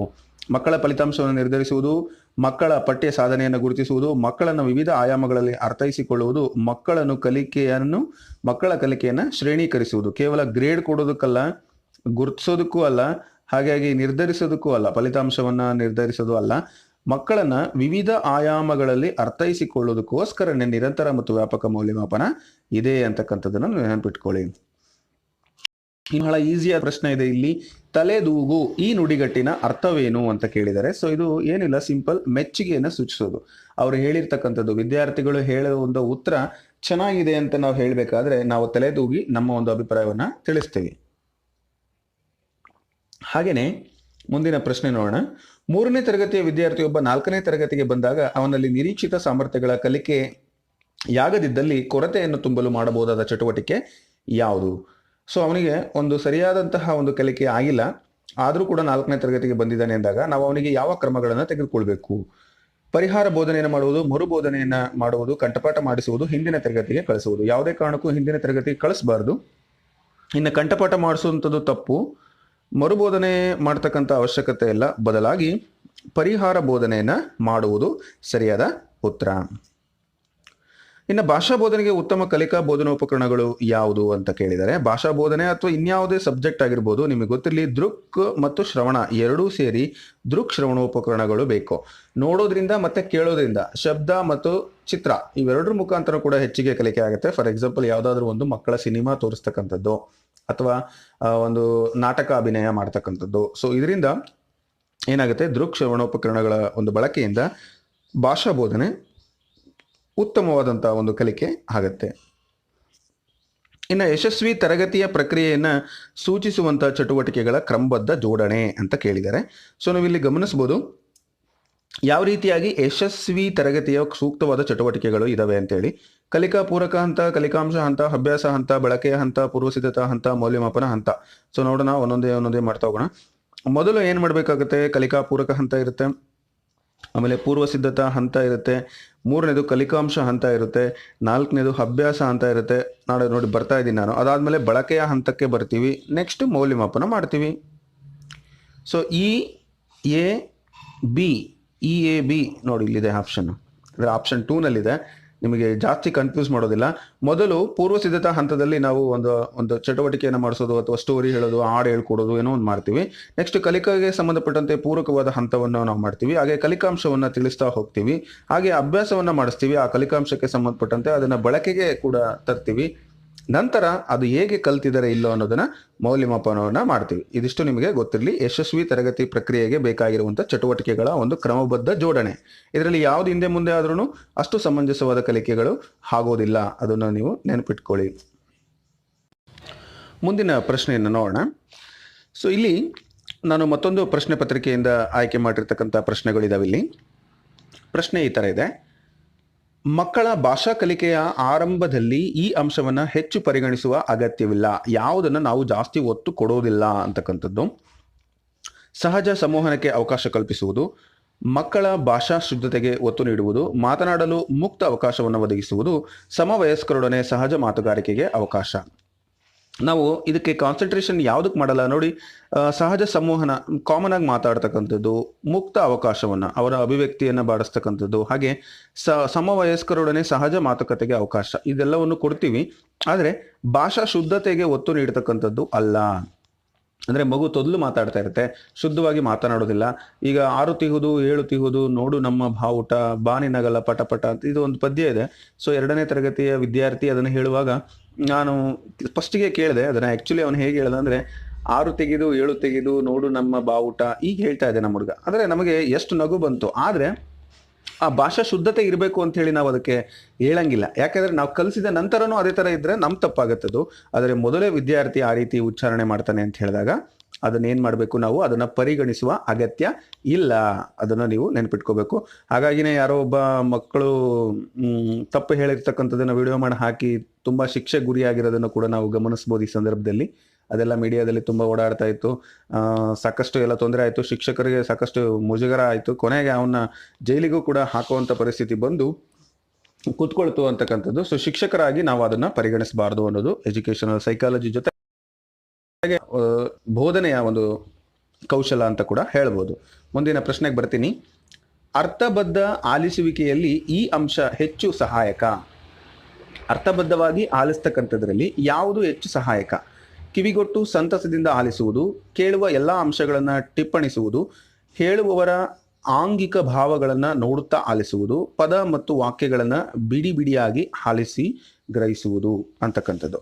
ಇಲ್ಲಿ ನೀವು ಗಮನಿಸಬೇಕು, ಕೆಲವೊಂದ್ಸರಿ ನನಗೆ ನನ್ನ ಮೆಮೊರಿ ನೆನಪಾಗ್ತದೆ. ಹೇಗೆ ಅಂತಂದ್ರೆ, ಅರ್ಥಬದ್ಧ ಆಲಿಸುವಿಕೆಯಲ್ಲಿ ಈ ಅಂಶ ಹೆಚ್ಚು ಸಹಾಯಕ. ಅರ್ಥಬದ್ಧವಾಗಿ ನಾವು ಆಲಿಸ್ತೀವಿ ಅಂದಾಗ ನಮಗೆ ಬಹಳ ಮುಖ್ಯವಾಗಿ ಬೇಳ್ತಕ್ಕಂಥದ್ದು ಹೇಳುವವರ ಆಂಗಿಕ ಭಾವಗಳನ್ನು ನೋಡುತ್ತಾ ಆಲಿಸ್ತಕ್ಕಂಥದ್ದು. ಸೊ ಇದರಿಂದ ಏನಾಗ್ತದೆ, ಒಂದು ಅರ್ಥಬದ್ಧವಾಗಿ ನಾವು ಕಲಿತಕ್ಕಂಥ ಅಂಶ ನಮಗೆ ಹೆಚ್ಚು ನೆನಪಿನಲ್ಲಿ ಉಳಿಲಿಕ್ಕೆ ಸಾಧ್ಯ ಆಗುತ್ತೆ. ಅವ್ರು ಯಾವ ರೀತಿ ಹೇಳ್ತಾ ಇದ್ದಾರೆ ಅಂತ. ನಮಗೆ DVR ಅಂತ ಒಬ್ರು ಸರ್ ಇದ್ರು, ಜೂನಿಯರ್ ಕಾಲೇಜ್ ಹಿರಿಯೂರಲ್ಲಿ ಓದುವಾಗ. ನಾವೆಲ್ಲ ಗೌರ್ಮೆಂಟ್ ಸ್ಕೂಲಲ್ಲಿ ಓದಿರೋದು, ಯಾವುದೇ ಪ್ರೈವೇಟ್ ಸ್ಕೂಲಲ್ಲಿ ಓದಿಲ್ಲ.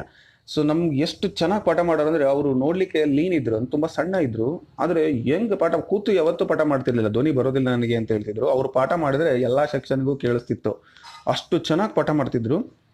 ಅವರ ಒಂದು ಭಾವಗಳು ಎಷ್ಟು ಚೆನ್ನಾಗಿ ನಮಗೆ ಮನದಟ್ಟಾಗ್ತಾ ಇದ್ವು ಅಂದ್ರೆ, ಎಷ್ಟೋ ಸರಿ ನಾವು ಎಲ್ಲೋ ಕಳೆದೇ ಹೋಗಿದೀವೇನೋ ಅನ್ನೋ ತರ, ನಾವು ಯಾವುದೋ ಒಂದು ಪ್ರಪಂಚಕ್ಕೆ ಹೋಗಿದೀವಿ, ಅಲ್ಲೆಲ್ಲೋ ಏನೋ ನಡೀತಾ ಇದೆ, ನಾವು ಈಗ ಅಲ್ಲಿಂದ ಕ್ಲಾಸ್ ಬಿಟ್ಟ ಮೇಲೆ ವಾಪಸ್ ನಮ್ಮ ಊರಿಗೆ ಬರ್ತಿದ್ವಿ, ಅದು ನಮ್ಮ ತರಗತಿ ಕೋಣೆಗೆ ಬರ್ತಾ ಇದ್ವಿ. ಸೊ ಹಾಗೆ ಹೇಳುವವರ ಆಂಗಿಕ ಭಾವಗಳನ್ನ ನೋಡುತ್ತಾ ಆಲಿಸ್ತಕ್ಕಂಥದ್ದು ಇಲ್ಲಿ ಪ್ರಧಾನವಾಗಿ ಬರುತ್ತೆ.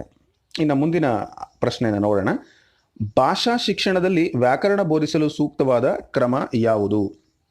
ವ್ಯಾಕರಣಾಂಶಗಳ ಸಾಂದರ್ಭಿಕ ಪರಿಚಯ ಮತ್ತು ಅನ್ವಯ, ಶಾಸ್ತ್ರೀಯ ಕ್ರಮದೊಂದಿಗೆ ಪ್ರತ್ಯೇಕವಾಗಿ ಕಲಿಸುವುದು, ವ್ಯಾಕರಣವನ್ನ ಕಲಿಸುವ ಅಗತ್ಯ ಇರುವುದಿಲ್ಲ, ಪರಿಹಾರ ಬೋಧನೆಗೆ ತರಗತಿಗಳಲ್ಲಿ ಪರಿಚಯಿಸುವುದು. ಇಲ್ಲಿ ವ್ಯಾಕರಣವನ್ನ ಪರಿಹಾರ ಬೋಧನೆಯಲ್ಲಿ ಅಷ್ಟೇ ಮಾಡಂಗಿಲ್ಲ, ಅದು ಅಗತ್ಯ ಇಲ್ಲ ಅಂತನೂ ಅನ್ಕೊಳ್ಳೋಂಗಿಲ್ಲ. ನಿಮಗೆ ಗೊತ್ತಿರಲಿ. ಹಾಗೆ ಶಾಸ್ತ್ರೀಯ ಕ್ರಮದೊಂದಿಗೆ ಅಂದರೆ ಶಾಸ್ತ್ರೀಯ ಕ್ರಮದೊಂದಿಗೇನೂ ಅಲ್ಲ, ಪ್ರತ್ಯೇಕವಾಗಿ ಕಲಿಸಬೇಕು ಅನ್ನೋ ಒಂದು ಇದು ನಮಗಿಲ್ಲ. ಬದಲಿಗೆ ವ್ಯಾಕರಣಾಂಶಗಳ ಸಾಂದರ್ಭಿಕ ಪರಿಚಯವನ್ನ ಮತ್ತು ಅನ್ವಯವನ್ನು ಮಾಡಿಕೊಳ್ತಕ್ಕಂಥದ್ದು ಉತ್ತಮವಾದಂಥ ಒಂದು ಆಯ್ಕೆ.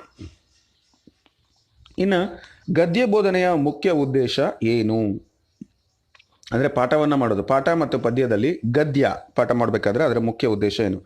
ವಿಷಯ ಸಂಗ್ರಹಣೆ ಹಾಗೂ ಕಲಿಕೆಗೆ ಸಹಾಯಕ, ಓದು ಬರಹ ಗ್ರಹಿಕೆ ಮತ್ತು ಸ್ವತಂತ್ರ ಆಲೋಚನೆ, ಗಾಯನ ಕಲಿಕೆಯಲ್ಲಿ ತರಬೇತಿಗೊಳಿಸುವುದು, ರಸಾನುಭವಗಳನ್ನು ಉತ್ತೇಜಿಸುವುದು. ಸೊ ಇಲ್ಲಿ ರಸಾನುಭವಗಳನ್ನು ಉತ್ತೇಜಿಸ್ತಕ್ಕಂಥದ್ದು ನಾಟಕದಲ್ಲಿ, ಹಾಗಾಗಿ ಇಲ್ಲಿ ಬರಂಗಿಲ್ಲ, ಅದು ಗಾಯನಕ್ಕೆ ಇದು ಸಂಬಂಧನೇ ಇಲ್ಲ. ಆದರೆ ಓದು ಬರಹ ಗ್ರಹಿಕೆ ಸ್ವಾತಂತ್ರ್ಯ ಏನಿದೆ ಇದಕ್ಕೆ ಅದು ನೇರವಾಗಿ ಸಂಬಂಧ ಬರುತ್ತೆ. ಇನ್ನು ಆಯ್ಕೆ 1ಕ್ಕಿಂತ ಆಯ್ಕೆ 2 ಸಮಂಜಸವಾದದ್ದು. ಮುಖ್ಯವಾದ ಉದ್ದೇಶ ಓದು ಬರಹ ಗ್ರಹಿಕೆ ಹಾಗೂ ಸ್ವತಂತ್ರ ಆಲೋಚನೆ ಮಾಡ್ತಕ್ಕಂಥದ್ದು ಗದ್ಯ ಬೋಧನೆಯ ಮುಖ್ಯ ಉದ್ದೇಶಗಳಲ್ಲಿ ಒಂದು.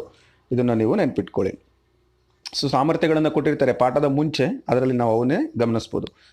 ಮುಂದಿನ ಪ್ರಶ್ನೆ, ಮಾತನಾಡುವ ಕೌಶಲವನ್ನು ಬೆಳೆಸಲು ಹೆಚ್ಚು ಸಹಾಯಕವಾಗುವಂತಹ ಚಟುವಟಿಕೆ ಯಾವುದು? ಸೊ ಮಾತನಾಡ್ತಕ್ಕಂತಹ ಒಂದು ಕೌಶಲವನ್ನು ಬೆಳೆಸಲಿಕ್ಕೆ ಸಹಾಯಕವಾಗುವ ಚಟುವಟಿಕೆ ಇಲ್ಲಿ ನೀವು ಗಮನಿಸ್ಬೋದು.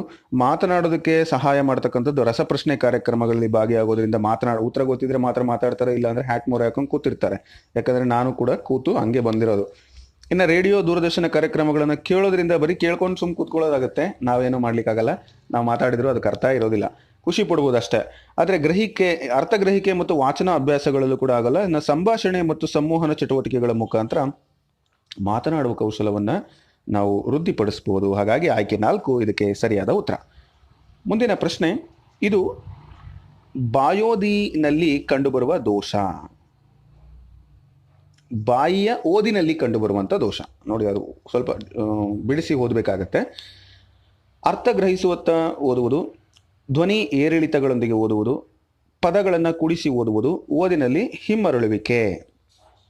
ಅಂದರೆ ಇದು ಬಾಯಿ ಮತ್ತು ಓದಿನಲ್ಲಿ ಕಂಡುಬರುವಂಥ ದೋಷ ಯಾವುದಪ್ಪ ಅಂತ ಹೇಳಿದ್ರೆ, ದೋಷ ತಪ್ಪು ಯಾವುದು?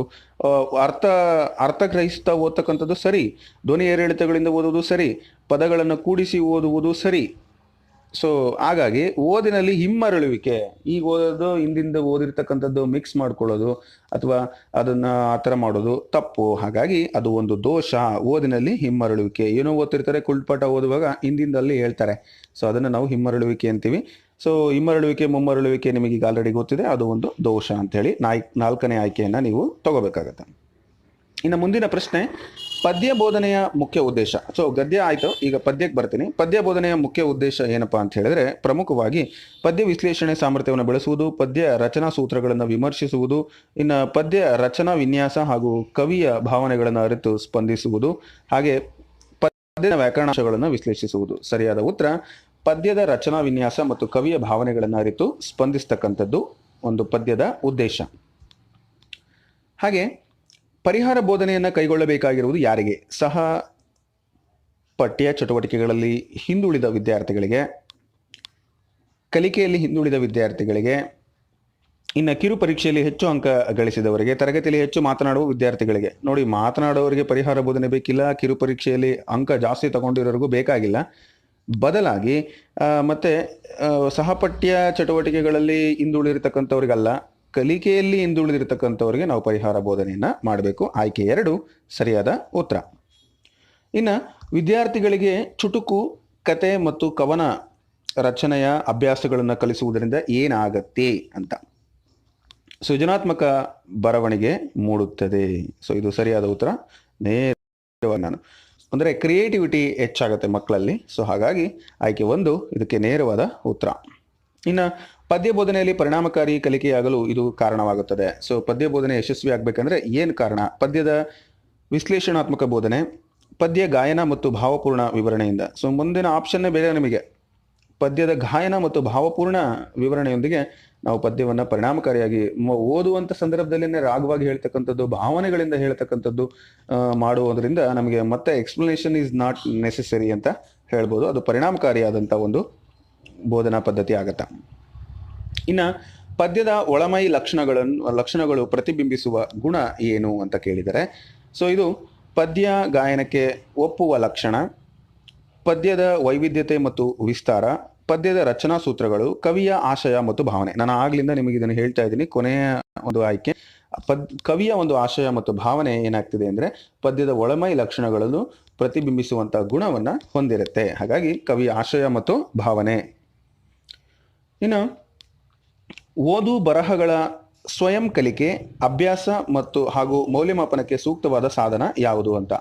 ಓದು ಬರಹಗಳ ಸ್ವಯಂ ಕಲಿಕೆ, ಅಭ್ಯಾಸ ಹಾಗೂ ಮೌಲ್ಯಮಾಪನಕ್ಕೆ ಸೂಕ್ತವಾದ ಸಾಧನ, ಸಂಪನ್ಮೂಲ ಪುಸ್ತಕ, ಕಪ್ಪು ಹಲಕೆ, ಅಭ್ಯಾಸ ಪುಸ್ತಕ, ಧ್ವನಿ ಮುದ್ರಣ ಅಂತ ಇದೆ. ಸೊ ಇದಕ್ಕೆಲ್ಲದಕ್ಕೂ ಕೂಡ ಇಲ್ಲಿ ಡ್ರಿಲ್ ವರ್ಕ್ ಅಂತ ನಾವೇನು ಕರಿತೀವಿ, ಓದೋದಕ್ಕೆ, ಬರೆಯೋದಕ್ಕೆ ಮತ್ತು ಸ್ವತಂತ್ರವಾಗಿ ಕಲಿಯೋದಕ್ಕೆ ಏನು ಬಹಳ ಮುಖ್ಯ ಅಂದರೆ ಅಭ್ಯಾಸ ಪುಸ್ತಕ. ಹಾಗಾಗಿ ಸರ್ಕಾರದ ವತಿಯಿಂದ ಎಲ್ಲ ಮಕ್ಕಳಿಗೂ ಭಾಷೆ, ಗಣಿತ ಹಾಗೂ ಇಂಗ್ಲಿಷ್ ಇದಕ್ಕೆ ಅಭ್ಯಾಸ ಪುಸ್ತಕಗಳು ಲಭ್ಯ ಇದ್ದಾವೆ. 1ರಿಂದ 8ನೇ ತರಗತಿವರೆಗೆ ಆ ಮಕ್ಕಳಿಗೆ ಅಭ್ಯಾಸ ಪುಸ್ತಕಗಳು ಸರ್ಕಾರದ ವತಿಯಿಂದ ಉಚಿತವಾಗಿ ಶಾಲೆಯಲ್ಲಿನೇ ಕೊಡ್ತಾ ಇದ್ದಾರೆ. ಅದು ನಿಮಗೆ ಗೊತ್ತಿರ್ಬೋದು. ಕಾರಣ ಇಷ್ಟನೇ, ಅದು ಮೌಲ್ಯಮಾಪನಕ್ಕೆ, ಅಭ್ಯಾಸಕ್ಕೆ ಮತ್ತು ಸ್ವಯಂ ಕಲಿಕೆಗೆ, ಬರಹಕ್ಕೆ, ಓದಿಗೆ ತುಂಬ ಸೂಕ್ತವಾಗಿರ್ತದೆ ಅಂತೇಳಿ. ಇನ್ನು ಮುಂದಿನ ಪ್ರಶ್ನೆ, 8ನೇ ತರಗತಿಯ 30 ವಿದ್ಯಾರ್ಥಿಗಳಲ್ಲಿ 10 ವಿದ್ಯಾರ್ಥಿಗಳು ಕಾಗುಣಿತ ದೋಷಗಳನ್ನು ಮಾಡುತ್ತಿದ್ದರೆ ಈ ಸಂದರ್ಭದಲ್ಲಿ ಭಾಷಾ ಶಿಕ್ಷಕ ವಹಿಸಬೇಕಾದ ಕ್ರಮ ಏನು ಅಂತ. ಸೊ ನಿಮಗೆ ಇದು ನಾನು ಆಗಲೇ ಹೇಳಿದ್ದೀನಿ. ಇದ್ರ ಬಗ್ಗೆ ಕ್ರಿಯಾ ಸಂಶೋಧನೆ, ಆಕ್ಷನ್ ರಿಸರ್ಚ್ ಅನ್ನು ತೆಗೆದುಕೊಳ್ಬೇಕು. ಅವನು ಯಾಕೆ ಆ ರೀತಿ ಮಾಡ್ತಾ ಇದ್ದಾನೆ, ಪ್ರಕಲ್ಪನೆಗಳನ್ನು ರಚನೆ ಮಾಡ್ಕೊಳ್ಬೇಕು. ನನ್ನಿಂದ ನಿವಾರಿಸಲಾಗುವ, ನನ್ನಿಂದ ನಿವಾರಿಸಲಾಗದ ಪ್ರಕಲ್ಪನೆಗಳು ಅಂತ ಹೇಳಿ. ಸೊ ಆ ಒಂದು 10 ವಿದ್ಯಾರ್ಥಿಗಳ ಸಮಸ್ಯೆಯನ್ನು ಸ್ಪೆಸಿಫಿಕ್ ಆಗಿ ಬರೆದು ಅವನನ್ನು ಆ ಕೆಲಸವನ್ನು ಮಾಡೋದ್ರಿಂದ ಅಲ್ಲಿ ಆ ಒಂದು ಪರಿಹಾರ ಬೋಧನೆಯ ನಂತರ ಒಂದು ಗ್ರಾಫಲ್ಲಿ ನಾವು ತೋರಿಸ್ಬೋದು ಅದು ಇಂಪ್ರೂವ್ಮೆಂಟ್ ಇದೆ ಇಲ್ಲ ಅಂತಕ್ಕಂಥದ್ದು. ಕ್ರಿಯಾ ಸಂಶೋಧನೆ ಬಗ್ಗೆ ನಿಮಗೆ ಗೊತ್ತಿದೆ ಅಂತ ಭಾವಿಸ್ತಾ ಮುಂದಿನ ಪ್ರಶ್ನೆಗೆ ಹೋಗ್ತಿದ್ದೀನಿ. ಸಾಬೂನು ಪದವನ್ನು ಈ ಭಾಷೆಯಿಂದ ಎರವಲು ಪಡೆಯಲಾಗಿದೆ. ಸೊ ಸಾಬೂನು ಅಂತಕ್ಕಂಥದ್ದು ಯಾವುದರಿಂದ ಬಂದಿದೆ ಇದು ಅಂತ ಹೇಳಿದ್ರೆ ಪೋರ್ಚುಗೀಸ್ ಪದಗಳಿಂದ ಬಂದಿದೆ. ಸೊ ಈ ಒಂದು ಬೇರೆ ಬೇರೆ ಭಾಷೆಗಳಿಂದ ಬಂದಿರುವಂಥದ್ದು ತುಂಬ ಕನ್ಫ್ಯೂಸ್ ಆಗುತ್ತೆ. ಇಂಗ್ಲೀಷ್ ಆದರೆ ನಾವು ಬೇಗ ರೆಕಗ್ನೈಸ್ ಮಾಡ್ತೀವಿ, ಬೇರೆ ಭಾಷೆ ಆದರೆ ಅಷ್ಟು ನಮಗೆ ಬೇಗ ಗೊತ್ತಾಗೋದಿಲ್ಲ. ಸೊ ಇದಕ್ಕೆ ಒಂದು ಕ್ಲೂ ಇದೆ, ಅದನ್ನು ನಿಮಗೆ ಮುಂದಿನ ತರಗತಿಯಲ್ಲಿ ತಿಳಿಸ್ಕೊಡ್ತೇನೆ. ಇನ್ನು ಲಿಖಿತ ಅಭಿವ್ಯಕ್ತಿ ಸಾಮರ್ಥ್ಯ ಬೆಳೆಸುವಂಥ ಸೂಕ್ತವಾದ ಸಾಧನ ಯಾವುದು? ಲಿಖಿತ ಅಭಿವ್ಯಕ್ತಿ ಸಾಮರ್ಥ್ಯವನ್ನು ಬಳಸುವಂಥ ಸೂಕ್ತವಾದ ಸಾಮರ್ಥ್ಯ. ಲಿಖಿತ ಅಂತ ತಕ್ಷಣ ಬರವಣಿಗೆ ಅಂತ ನಿಮಗೆ ಗೊತ್ತಿರಲಿ. ವಸ್ತುನಿಷ್ಠ ಅಂದರೆ ಸಣ್ಣ ಆನ್ಸರ್ ಆಗುತ್ತೆ, ಕಿರು ಉತ್ತರ, ಹೊಂದಿಸಿ ಬರೀ ಇದರಲ್ಲೆಲ್ಲ ಆಗಲ್ಲ. ಬದಲಾಗಿ ಪ್ರಬಂಧ ಮಾದರಿಯಲ್ಲಿ ನಾವು ಲಿಖಿತ ಅಭಿವ್ಯಕ್ತಿ ಸಾಮರ್ಥ್ಯವನ್ನು ಬೆಳೆಸಲಿಕ್ಕೆ ಸೂಕ್ತವಾದ ಸಾಧನ ಅಂತ ಹೇಳ್ಬೋದು. ಸೊ ಎಲ್ಲ ಪ್ರಶ್ನೆಗಳು ನಿಮಗೆ ಪತ್ರಿಕೆ 1 ಆಗಿರ್ಬೋದು, ಪತ್ರಿಕೆ 2 ಆಗಿರ್ಬೋದು, ಡಿ.ಎಡ್ ಅಥವಾ ಬಿ.ಎಡ್ ಅಭ್ಯರ್ಥಿಗಳಿಗೆ, ಸಮಾಜ ವಿಜ್ಞಾನ ಹಾಗೂ ಗಣಿತ ಶಿಕ್ಷಕರಿಗೂ ಕೂಡ ನೆರವಾಗುತ್ತೆ ಅಂತ ಹೇಳ್ತಾ, ಈ ವಿಡಿಯೋ ಇಷ್ಟ ಆಗಿದ್ರೆ ಲೈಕ್ ಮಾಡಿ ಮತ್ತು ನಿಮ್ಮ ಅನಿಸಿಕೆಗಳನ್ನು ಕಮೆಂಟ್ ಬಾಕ್ಸ್ನಲ್ಲಿ ಹಾಕಿ. ಮುಂದಿನ ಒಂದು ವಿಡಿಯೋದಲ್ಲಿ ನಾನು ನಿಮ್ಮನ್ನು ಭೇಟಿ ಮಾಡ್ತೀನಿ. ಧನ್ಯವಾದಗಳು.